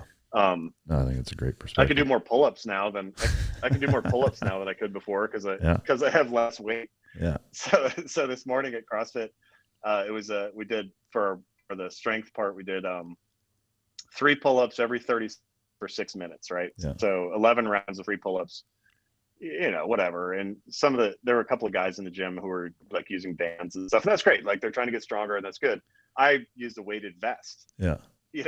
So that makes me look like a rock star hero guy. Yeah. Unless you think about it for 2 seconds and realize that you're just basically that's canceling out. Yeah, I'm 20 pounds lighter than I would be with 2 legs. So I'm basically back to neutral with a weighted vest on. Yeah, that's awesome. But that's a great perspective, and for sure refreshing and neat to hear. Looking back on it now that we're fairly far removed from Iraq, I know it's easy to armchair quarterback and maybe not even that productive to second guess or think about it, but I am curious, just very black and white, even though it's not that simple. Was it a mistake going, or do you think to do it all over again we should have done it? I think it was a mistake going. Yeah. I think that history will judge it as probably the greatest geopolitical mistake of, we've now chaotically withdrawn from Afghanistan. We had to go into Afghanistan. We didn't have to stay there for 20 years. Agreed. It was a huge geopolitical mistake. And the thing I struggle with was my sacrifice, my personal sacrifice, and Dennis's sacrifice, and Tyler's sacrifice, and so many others. Was it all in vain? And I go back and forth on that question. Yeah, I do. I on the one hand, it's never in vain to serve honorably. On the other hand, there's a lot of great kids who would still be alive now if we had shown a little more restraint and not gone into Iraq. So yeah, I don't have a genius answer to that. And I've probably thought about it more than 99.8% of the world. Yeah, I agree. Pretty wholeheartedly. It's something that, having been there, I didn't lose anything physically there. I lost a number of close friends, and I know our country has lost a lot there. I agree that it was a mistake. In terms of in vain or not, I think in vain I would say no. But I think there's a difference between in vain and not being worth it. And maybe some people would look at that as nuance or semantics, but I do draw a distinction, and here's where, is that to me in vain is for nothing. Whereas it being worth it is that it was not worth it, but it wasn't for nothing. And to me, where I draw that distinction is very simply is that all of us, like I said earlier, volunteered to serve our country in whatever capacity our country collectively sees fit, and that is, like you said, it's honorable. And it's necessary.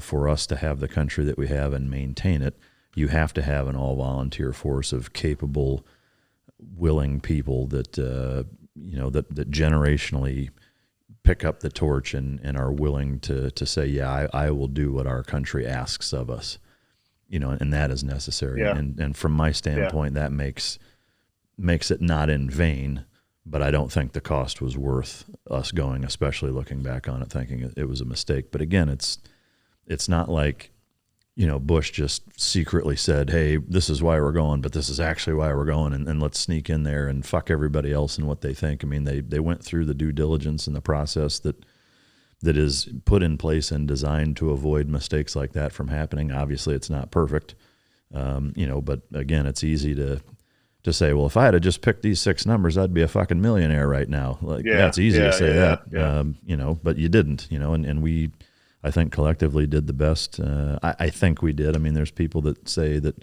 Cheney and Bush and the small circle of trust within that group was nefarious. That's nonsense. I don't think that's the case. Those are the same people who say that 9/11 was an inside job, and I mean, just it's the cabal and all this other weird shit that I don't have any patience for that kind of people, but I also don't have any patience for people on the political right who think we should just wade into every war that comes along.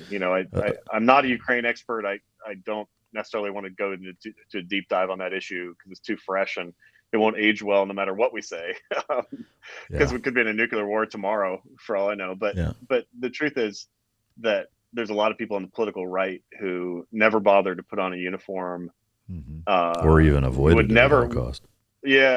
Or would never, and certainly never allow their children to serve, who are like super enthusiastic about us wading into a war in Ukraine. I'm like, no, actually, why don't we just pump the brakes and think a little more clearly about this before we decide to get into World War III?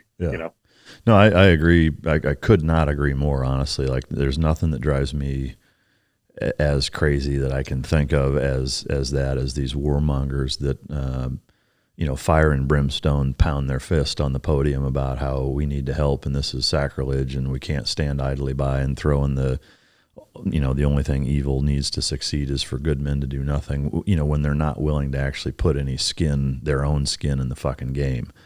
That's in my opinion, you talk about treason or what have you, that gets thrown around way too much too, but it's cowardice and chicken shittedness, of the highest magnitude. While I know you don't want to get into Ukraine, I do want to, I guess, say something about it and get your take on it, is that, and I'll express my kind of thought process on after getting your take. I won't ask you to deep dive it from an expertise standpoint, but just very simply, like, do you think we should have an involvement or not?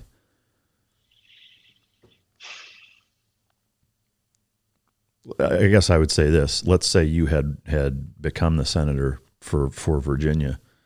Where would your head be at on it? And I know you'd be privy to a lot of briefings that you're not. So but still, I mean, principled. Where is your? I think that Ukraine is fundamentally although a flawed democracy with some sort of authoritarian impulses and stuff.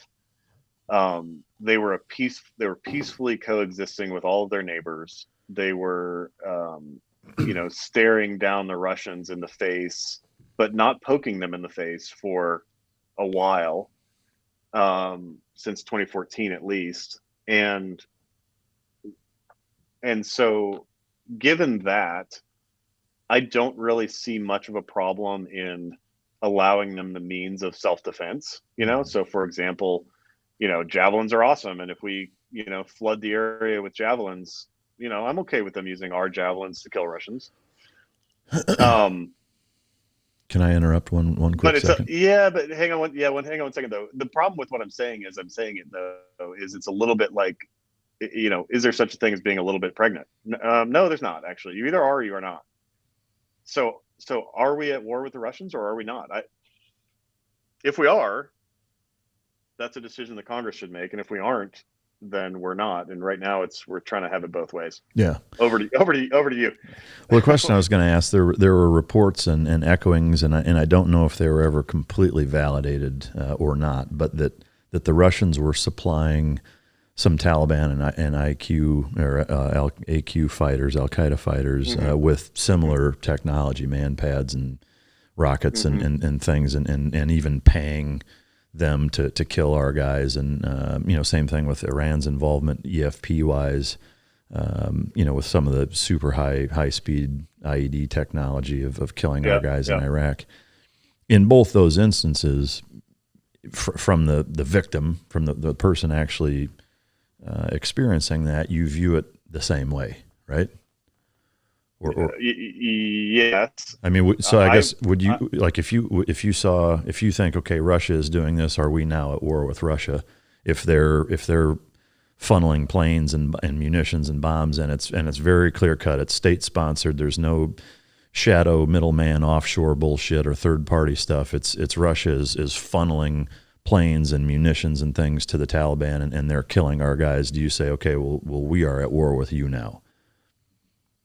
Well, we didn't in Iraq, right? The Iranians were not just doing EFPs, but if you remember that there were a couple of times, I think twice, where Iranian legit, their version of Delta Force, what are they called? Revolutionary Guards or Quds Force or something, did direct action raids on our compounds, coming in American vehicles with American weapons, with American uniforms, bluffing their way past the guards and then shooting the place up, including kidnapping and capturing and executing American troops.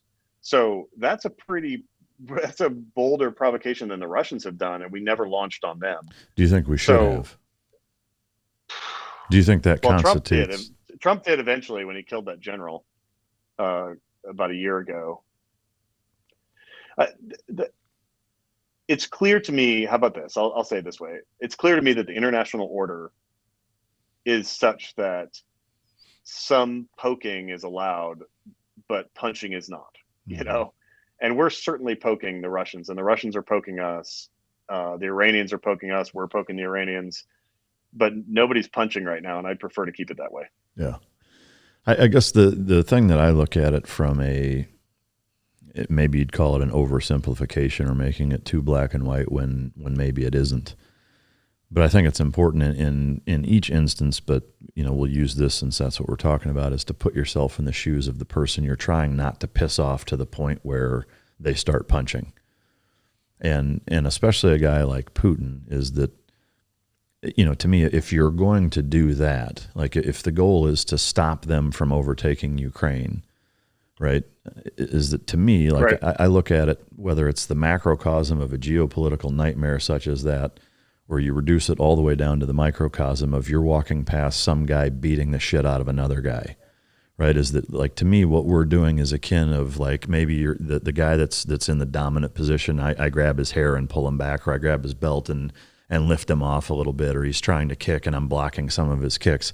I'm not, trying to fuck him up, but I'm absolutely impeding him from being able to do what he's trying to do. And at that level, like at that point, you've picked a fight with that guy, and I don't know how Putin would see it any other way than that. I'm not advocating for going full bore. I'm with you in that I would rather not be fucking with anybody. To me, if you're going to do that, though, if the goal is to keep innocent Ukrainians from being killed, the country from being overrun, and Russia from committing these atrocities that what looks like they're already doing. Like if you're going to have some involvement, why not have all of the involvement to actually stop what you're trying to avoid. Yeah. Well, here's what I'd say about that, Mike, is that one thing that I wish we would do, and I've talked about this a lot, when I was campaigning, and I've talked about it with my friends and everything else, but we need to get back to where decisions to go to war are made by the Congress, because that's what the Constitution puts them in charge of. Make it, instead of having the war fighting and the decisions borne by a tiny percentage of people, let's have those warfighting decisions talked about at every kitchen table in America, because their own representatives are about to vote on it. Mm-hmm. And hold them to account. Like the president should ask, if we're going to do this, the president should ask for a declaration of war, explain why, and then the Congress should vote on it. Yeah. And that way people can hold their doggone elected officials to account, instead of what we have now, which is where Biden, who let's just put it this way, is not his sharpest self, is about to stumble us into a no kidding World War III type shooting war with the Russians, where our elected officials never had to sign their name to the paper, which means we can't hold them accountable. They can say, well, it was just Biden, and I was trying to. Nonsense. Make them vote. Hold their feet to the fire. Yeah. I think you bring up a great point, and that makes me ask, at what point is that necessary, or at what point do you think that should be enacted? Because I think if you're, to me, that vote needs to take place before you inject any lethal mechanisms into another country, i.e., if you're giving them stingers and man pads and ammunition and plane, talking about, proxy, plane supplies. I think anything that can or will be used offensively or lethally, that needs to take place. I know we are, but I mean, do you? We're past that. I mean, they have a ton of javelins right now, and they're just stacking Russian skulls with those things. So. Do you think we should be able to do that? Do you think we should? No, I don't. I don't like the ability of the Pentagon and the intelligence agencies and the president to do that on their own without a vote from Congress to authorize it. I agree. I think it ought to be explicit, so that we can vote, so we can hold those people accountable for the decisions they're making on behalf of. Now it's not you and I anymore, right? It's our children. Yeah. And they're making this decision on behalf of our kids. And I'm out on presidents of any flavor, by the way. And look, I wanted Trump to get reelected, but here's the thing. What I would say to anybody on the political left who's cheering on, or the political right who's like, oh no, Biden's horrible, we don't want the president to have all this power. Like, where were you when Trump was taking all this power, right? The cigarette has to roll both ways. A good rule of thumb, and I'm pretty libertarian, so this won't strike any libertarian as a bad concept, but a pretty good rule of thumb for government is don't ever vote for government to have a power that you would not willingly have wielded by your worst enemy. Mm-hmm. Right? Yeah. That's essentially the golden rule of the politics version. Yeah. If you want your president to have tons of executive power to be able to run around Congress, don't be surprised when the other party's president has a ton of power and is running around Congress too. That sort of duplicitousness is common in politics, and I'm out on it. Is there any prominent politician right now that you can think of that shares that singular viewpoint? Rand Paul probably does. I would say Rand Paul does. Very few U.S. senators. I wonder whether Tom Cotton, the Republican from Arkansas, feels that way. I suspect he might. Tulsi Gabbard probably does. On the left. On the political left, she does, I imagine. There's a few, but it's a tiny number relative to the number of people in politics. All right, so you wrote, the Wounding Warriors, how bad policy is making veterans sicker and poorer. I could not agree more. I see so many flaws, having been in and out of the Dallas VA here over the last decade plus.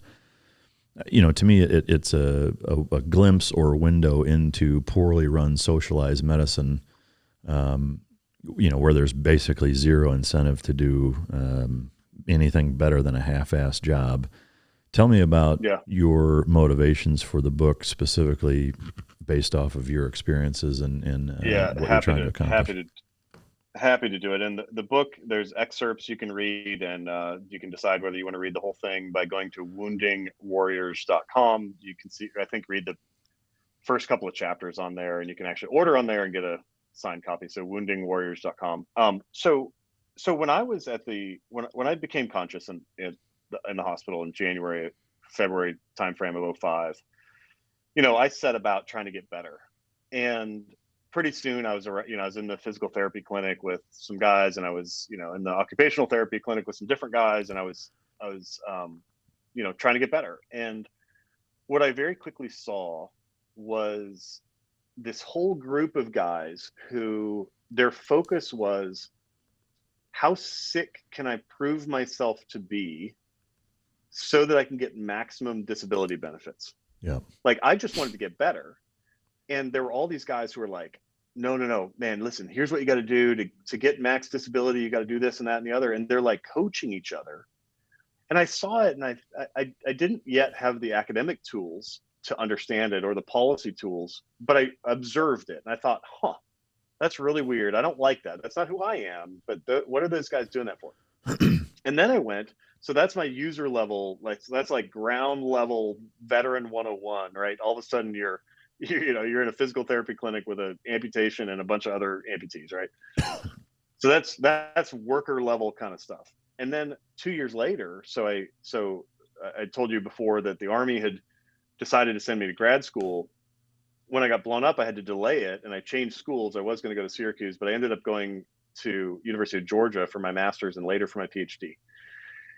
And I started at University of Georgia a year to the day after I got blown up. It was January 10th, 2006, when I started at my master's degree. So if you look back at the timeline, I end my master's degree. I finished it in 18 months.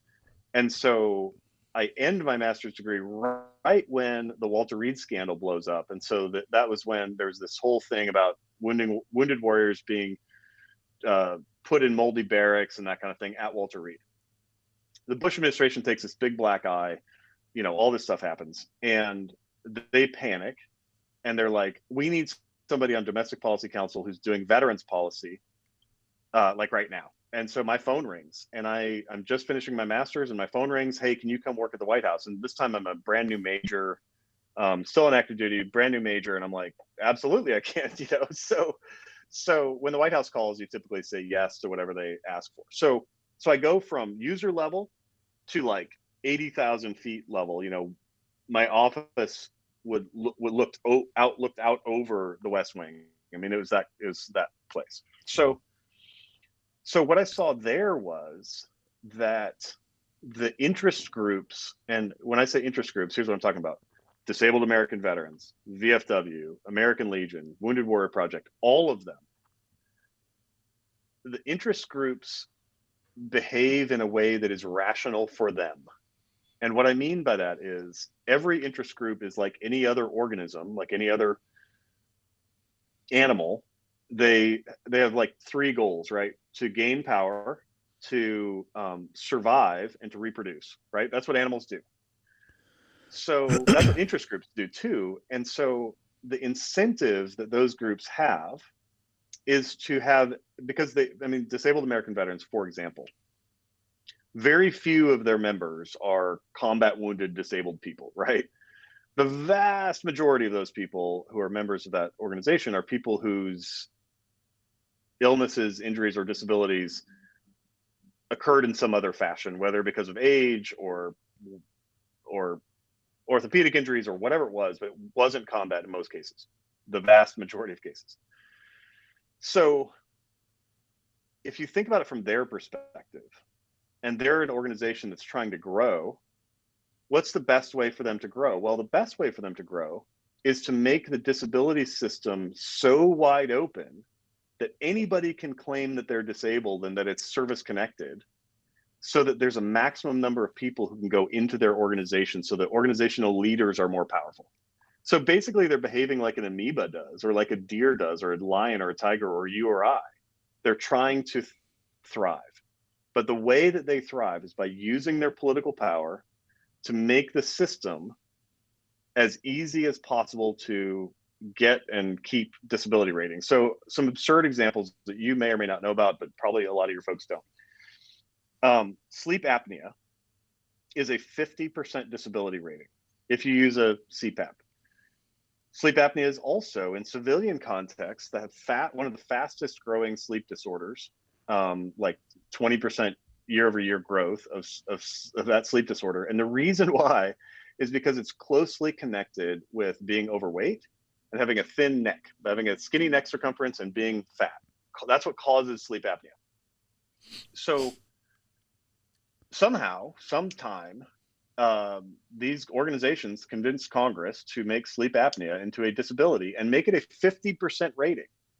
And losing an eye, one eye, a whole eye, is only a 30% rating. Losing a leg below the knee is a 40% rating, and above the knee is only a 60% rating. So how did sleep apnea get to be a quote unquote disability? Yeah, it's a condition. Yeah, it's largely treatable, self-induced, and you should get treatment for it, and it's largely self-induced. How did it get to be that way? Well, it got to be that way because of political power, because the interest groups saw that they could expand the pool of people with disabilities by labeling anybody with any life condition as disabling. So, well, it's complex. So let me continue just for a second. So then what? So what? We're a rich country. We can afford it, right? Here's the so what. The so what is that the system has a couple of ways that it separates veterans from the labor market, right? It takes 24-year-olds and says, hey, if you sprained your ankle at basic training and you fired a lot of guns and so your ears sometimes ring and, and maybe you have some depression, that's probably PTSD, right? So you're 100% disabled. It's not that hard to get 100% disability, by the way. It's very easy, and there's lawyers who will help you do it. But when we tell a 24-year-old, hey, here's 100% disability, here's $3,700 a month, that's just enough to survive, but not enough to thrive. And he's looking across the gap between being 24 and being dead. Let's say he's going to die at 84. That's 60 years. He's looking at the next 6 decades. And the next 6 decades are him limping along in poverty, basically near poverty, being labeled as broken by everybody he sees, not being respected by the people around him because men get their identity through their work.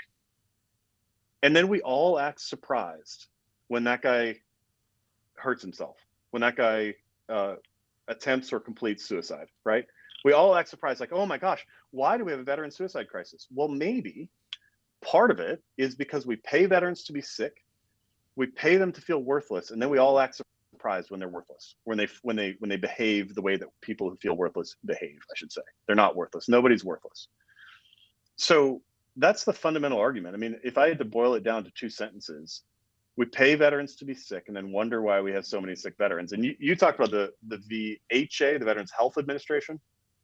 The book is not about the VHA at all. The VHA, in many ways, is actually a pretty well-respected, hospital ratings and all that are generally pretty good. There's some bad, eaches in there, but generally pretty good. But the VBA, the Veterans Benefits Administration, think about it this way. The Veterans Benefits Administration, and the way they do disability policy, keeps people as sick as possible at the same time that the healthcare system is trying to get them better. So it's like driving with one foot on the, if you have 2 feet, which I don't, it's like driving it's like driving with 1 foot on the gas and 1 foot on the brake. I can't speak from experience, but yeah, I'd have to set the parking brake and drive with the gas. But so that's what we're doing to our veterans right now, and that's why everything is falling apart. And the story is told, by the way, this is not my story in the sense of like it's not an autobiography, and it barely even references me at all. It's really it's a policy book, but it's told through the eyes of veterans who experienced it. It's centered around the experiences of these guys, Jeff and Matt, who enter service at the same time, have very similar service experiences. And then one of them goes into the VA and really into down that disability mindset trap and ends up really struggling. And the other one goes into higher education and goes and gets a job and gets married and he's thriving. And they're real people, by the way. It's rich dad, poor dad for veteran healthcare. Yeah, that's right. Yeah. Yeah, for veteran disability policy. Yeah. And if you for all of us who've served, when you're getting out of the military, you have to go to the TAP class and you have to go to it's transition assistance program. You got to go to the TAP class. And there's always like this person who comes from the VA or from some agency and they're like, hey, listen, claim everything that's wrong. And if there's anything you've ever thought of that might be wrong, write that down too, and we'll get you paid for it, right? What they don't tell people is that inside that juicy piece of bait is a hook.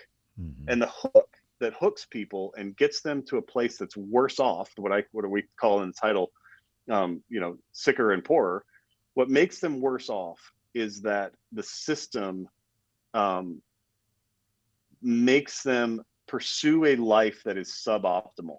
What I think we ought to be doing instead is pouring resources.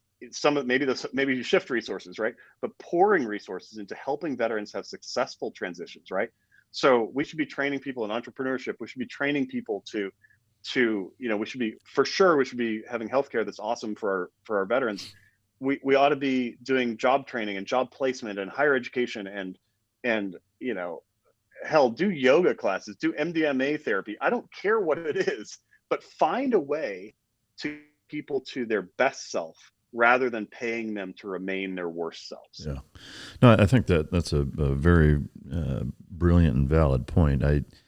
In speaking of not just the difference between veteran health care and veteran disability care, or what did you call it? What was the acronym? It's disability benefits, Veterans Benefits Administration versus Veterans Health Administration. So VHA versus VBA. Okay, so VBA That's right. is as system as a system can be, right? And human nature is that if there is a system, it will get gamed. So that's right. Yeah, 100%. Exactly. And so I guess your point in pouring those resources into, making everybody a best version of their self. What is the answer for from a disability standpoint? Do you advocate for or recommend that monthly stipends for that goes away and it just is, hey, we're going to help you get to where you want to be, or how do you balance that, if at all? Well, no, it doesn't need. Yeah, now that's a political question. And in the epilogue, I describe the epilogue is written in my own voice. The rest of it is written from the perspective of individual veterans and clinicians and telling stories about different parts of the system and stuff like that. It's an engaging, readable book. When I did the audiobook, which is on all of this is on Amazon as well. But when I did the audiobook, I was like, man, this book is really good because my co-author is really a beautiful writer. The policy and the interviews are me, and the writing is much of the writing is him. Yeah. But what I would say is that what we ought to be doing as a society, as a culture, is focusing on helping people get to their best selves before we ever address whether or not somebody is disabled in that sense. And we ought to be taking a really hard-eyed look at what we describe as disability. So, for example, the VA's description of, they use the word disability for anything that's wrong with somebody, whether it's, a broken toe from years ago or whether it's, quadruple amputation. They use the same term for that. And the term is a fundamentally negative and rearward facing term. And I think we ought to be focusing payment for those conditions that truly result in a loss of earning capacity. Because that's what the law says. The system is supposed to be to compensate for loss of earnings. Unfortunately, what the system actually is kind of a backdoor retirement system, or to put it a different way, it's kind of a welfare system that's focused on veterans, where they can, if they're willing to, as one of the reviewers on the back cover of the book says, we ought to replace the whole VA system with a button that says, if you're willing to lie, cheat, or steal, sign your name here, and we'll send you 100% disability payments. So people who are in the system are describing it as destructive to the people it takes care of. Yeah. Supposedly takes care of. Agreed. In speaking to the way that it's supposed to be designed, maybe this is the pessimism or the pessimist in me, but that makes me think of, if it's got to be something that inhibits your ability to earn a living, then it's tinnitus as well. I'm a musician and I can't hear, so that's why, is that you're going to get people that do that kind of stuff. Can I make a suggestion or a couple of suggestions? Of course. Yeah, definitely. So to me, the issue, at least is the way I see it, is it's an incentivization problem, right? 100%. Is that right now you're incentivized to be hurt and sick, right? So you're going to maximize the amount of that you're hurt and sick. I think some of that stems from 30 if you like it, 20 if you don't. You don't get jack shit unless you do 20 years. I think that's a huge problem, number one. For sure. Is that if you had a scaled retirement system where even if you do 4 years, you get a pension, a stipend of some sort, and it scales and they do now. I don't know if you knew that. I did. I guess they're not backtracking on that and doing that for people that got out before they started. No. So about 6 or 7 years ago, there was a law passed that basically started kind of a 401k type system that starts like when you enlist, or when you are commissioned or whatever, and then and so over time, the idea is that if you do 20, you end up at the same place, but there's not that cliff that you described, and because the cliff is really destructive. Agreed. I guess I'm thinking of it again just from the human nature of the collective mean aggregate individual is the path of least resistance. And if the 401k scaled structure, I think, is for sure better than nothing. But to me, it's how much am I getting a month? Because that's what is incentivizing people to be hurt is, fuck, I can get $3,200 a month if I come, like I can buy a house and have some groceries, and I could damn near retire if I live a little below means, et cetera. So to me, having just like a pension retirement where you did 4 years, okay, then you get X number of dollars per month for your service. That's number one. Is that I think that would at least help to alleviate that. But I think the biggest thing where it's mostly in principle is that in the incentivization problem is that if you said, okay, if you serve in the United States military, whether it's 4 years or 35 years, when you get out, you don't pay any income tax and you don't pay any real estate tax. Those two things incentivize everybody to buy a fucking house and to get a job, and not just get a job, but get a good job and do well, because the more you make, the more you keep. So in a roundabout way, you're saying, get off your ass, buy a house, get a good job, and you're going to get that leg up that other people don't get. And again, it's if you do 4 years, whether you go to combat or not, it incentivizes people to serve, and it incentivizes them to do something when they get out. And honestly, you could probably do that for far less than what the current system costs. There's no two ways about it. Yeah, the VA, just as a matter of fact here, the VA's newest budget submission is like $260 billion, which is what DOD's budget was 20 years ago. And DOD has fighter planes, right? Yeah. Like aircraft carriers. Yeah.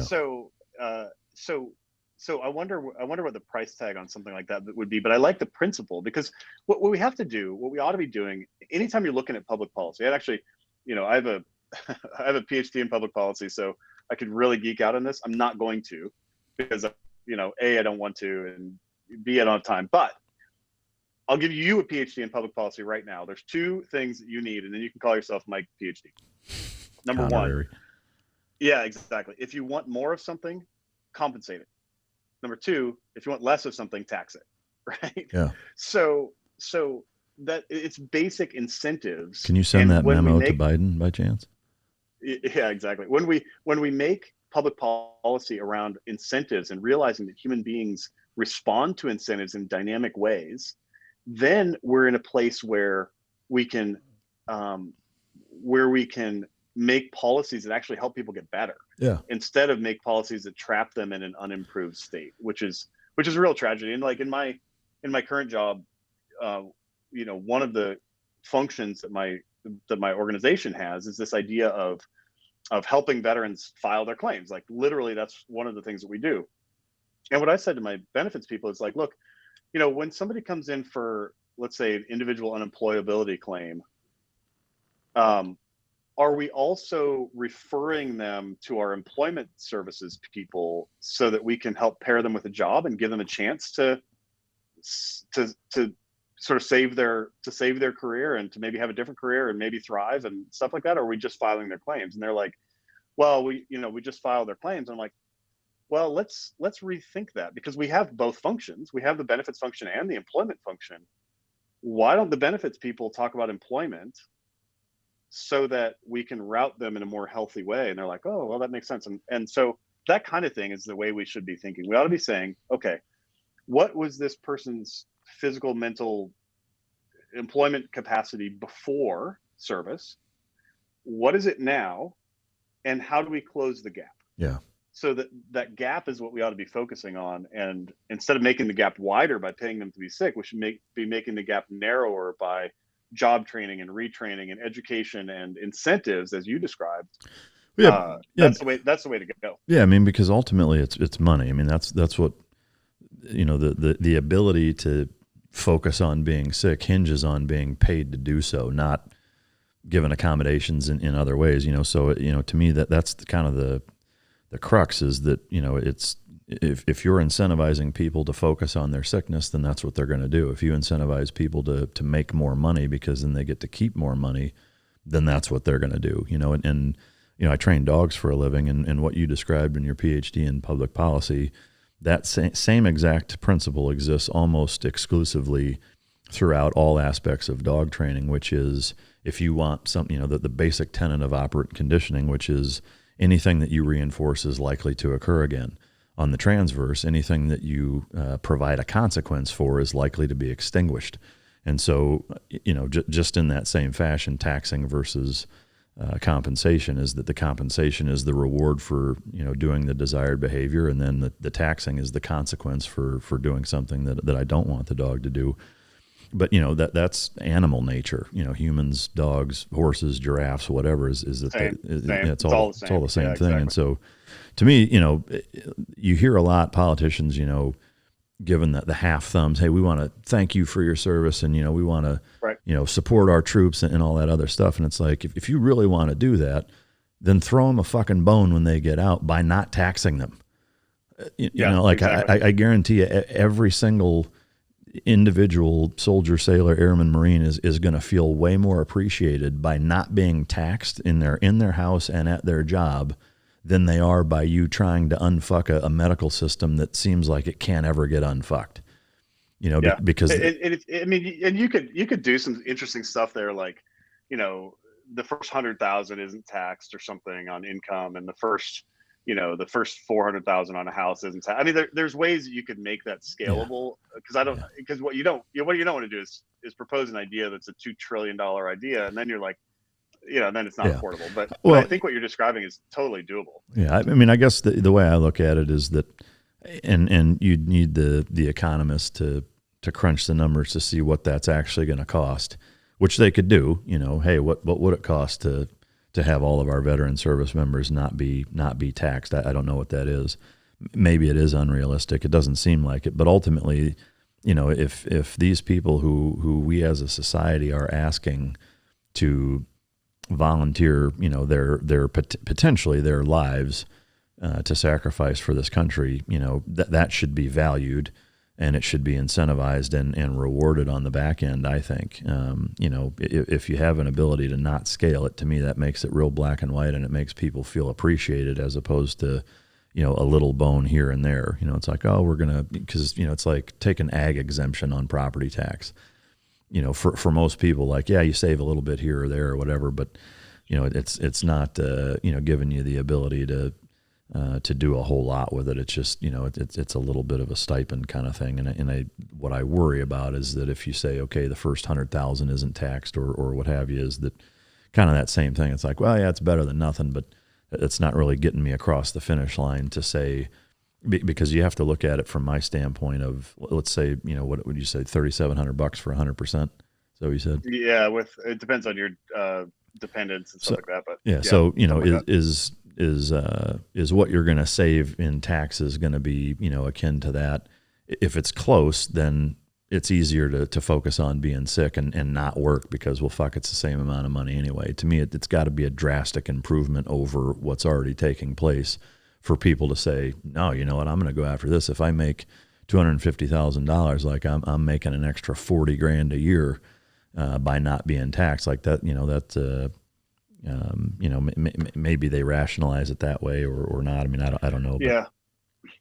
Yeah. And what I would just say, while sometimes people criticize my reform ideas by saying, well, it'll never happen because politics and stuff like that. And what I would say is there are veterans out there. Well, what I'd say to every veteran, and obviously quite a lot of the people listening to this are veterans, what I'd say to all of us is before you file a disability claim, sit down and do like a moral analysis and ask yourself this question. Is the condition that you have the fault of bad luck or aging, or is it the fault of your service? Is it the fault of your fellow citizen, right? Because if you have sore knees, and I'm 47, and actually I only have one knee, but it's actually in pretty good shape. I don't have any real issues there. But if you have a back that hurts sometimes and you're 50, that's not weird. Like that's normal because you're 50 now, you're not 20 anymore. Mm-hmm. And so would you go to your next door neighbor's house and rip through her purse and take out $300? You probably wouldn't, right? And you probably wouldn't make a straight faced argument to your neighbor that she owes you $300 for that sore back. But yet people are willing to do it through public policy because, there's no victims. Well, there are victims actually, mm-hmm. because if you do something immoral, even if it's legal, if you do something immoral, there are real people who are hurt. They're called taxpayers.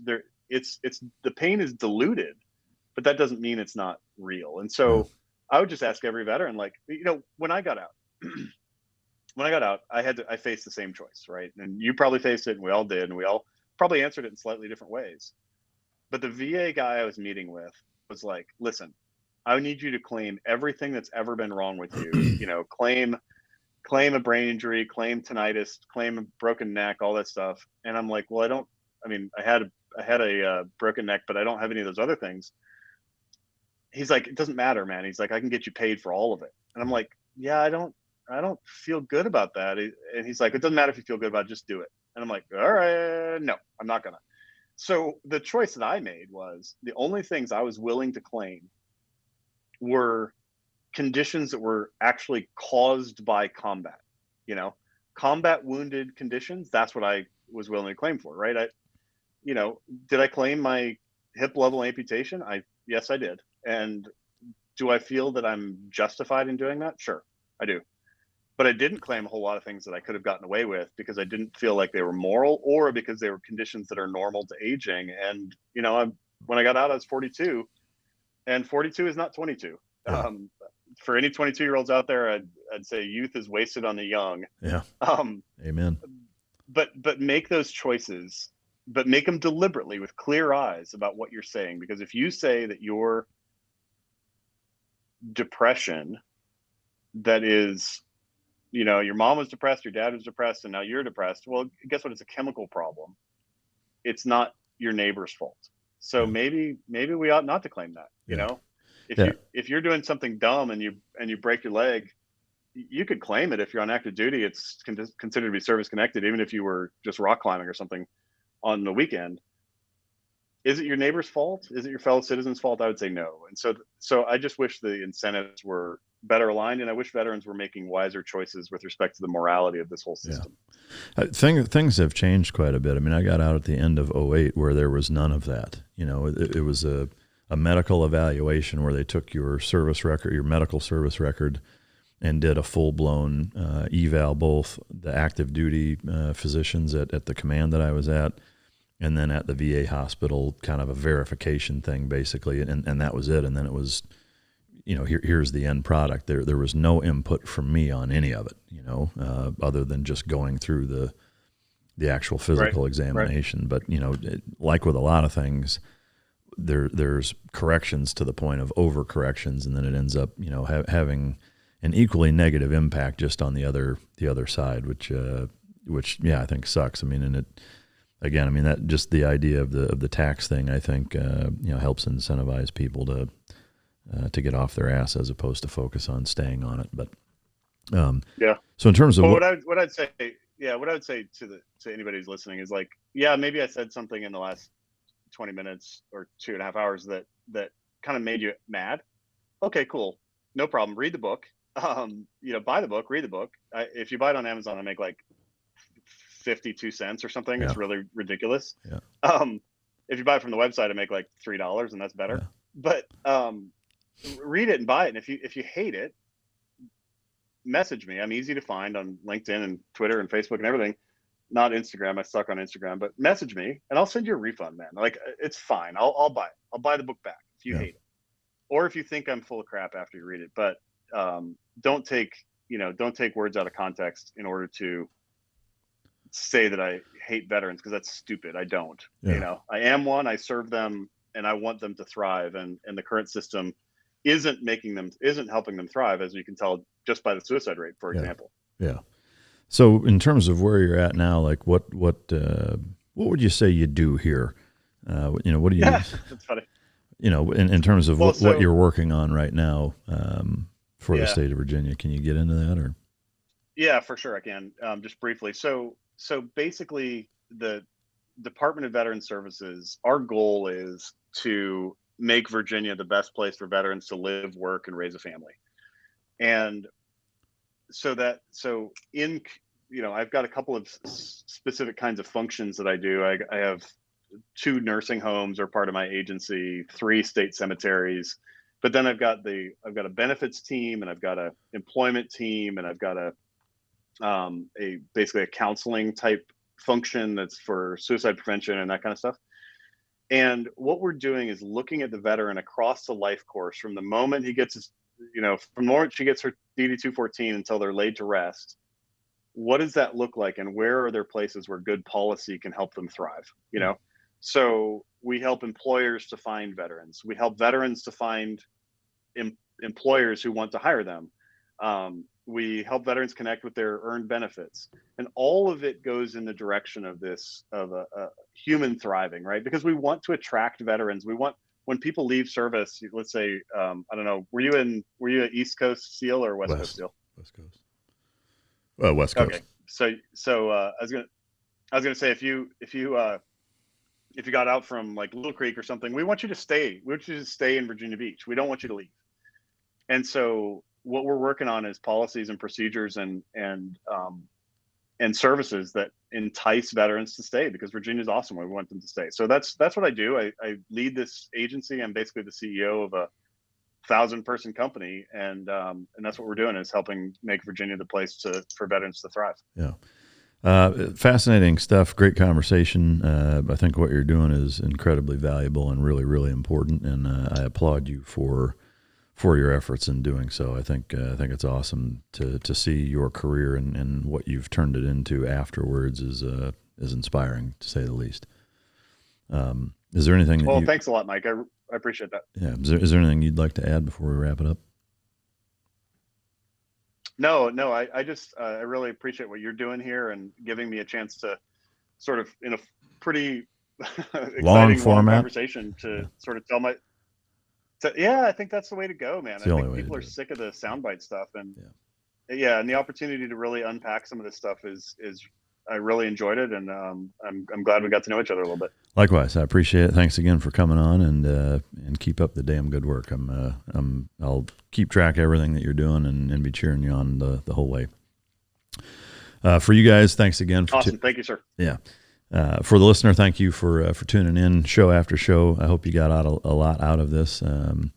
Daniel is a hell of a patriot and has done a lot for this country, and I appreciate you lending your ear to his story and the things that he has going on and his perspective. So if not, you know what to do. Choke yourself. And until next time, this is Mic Drop.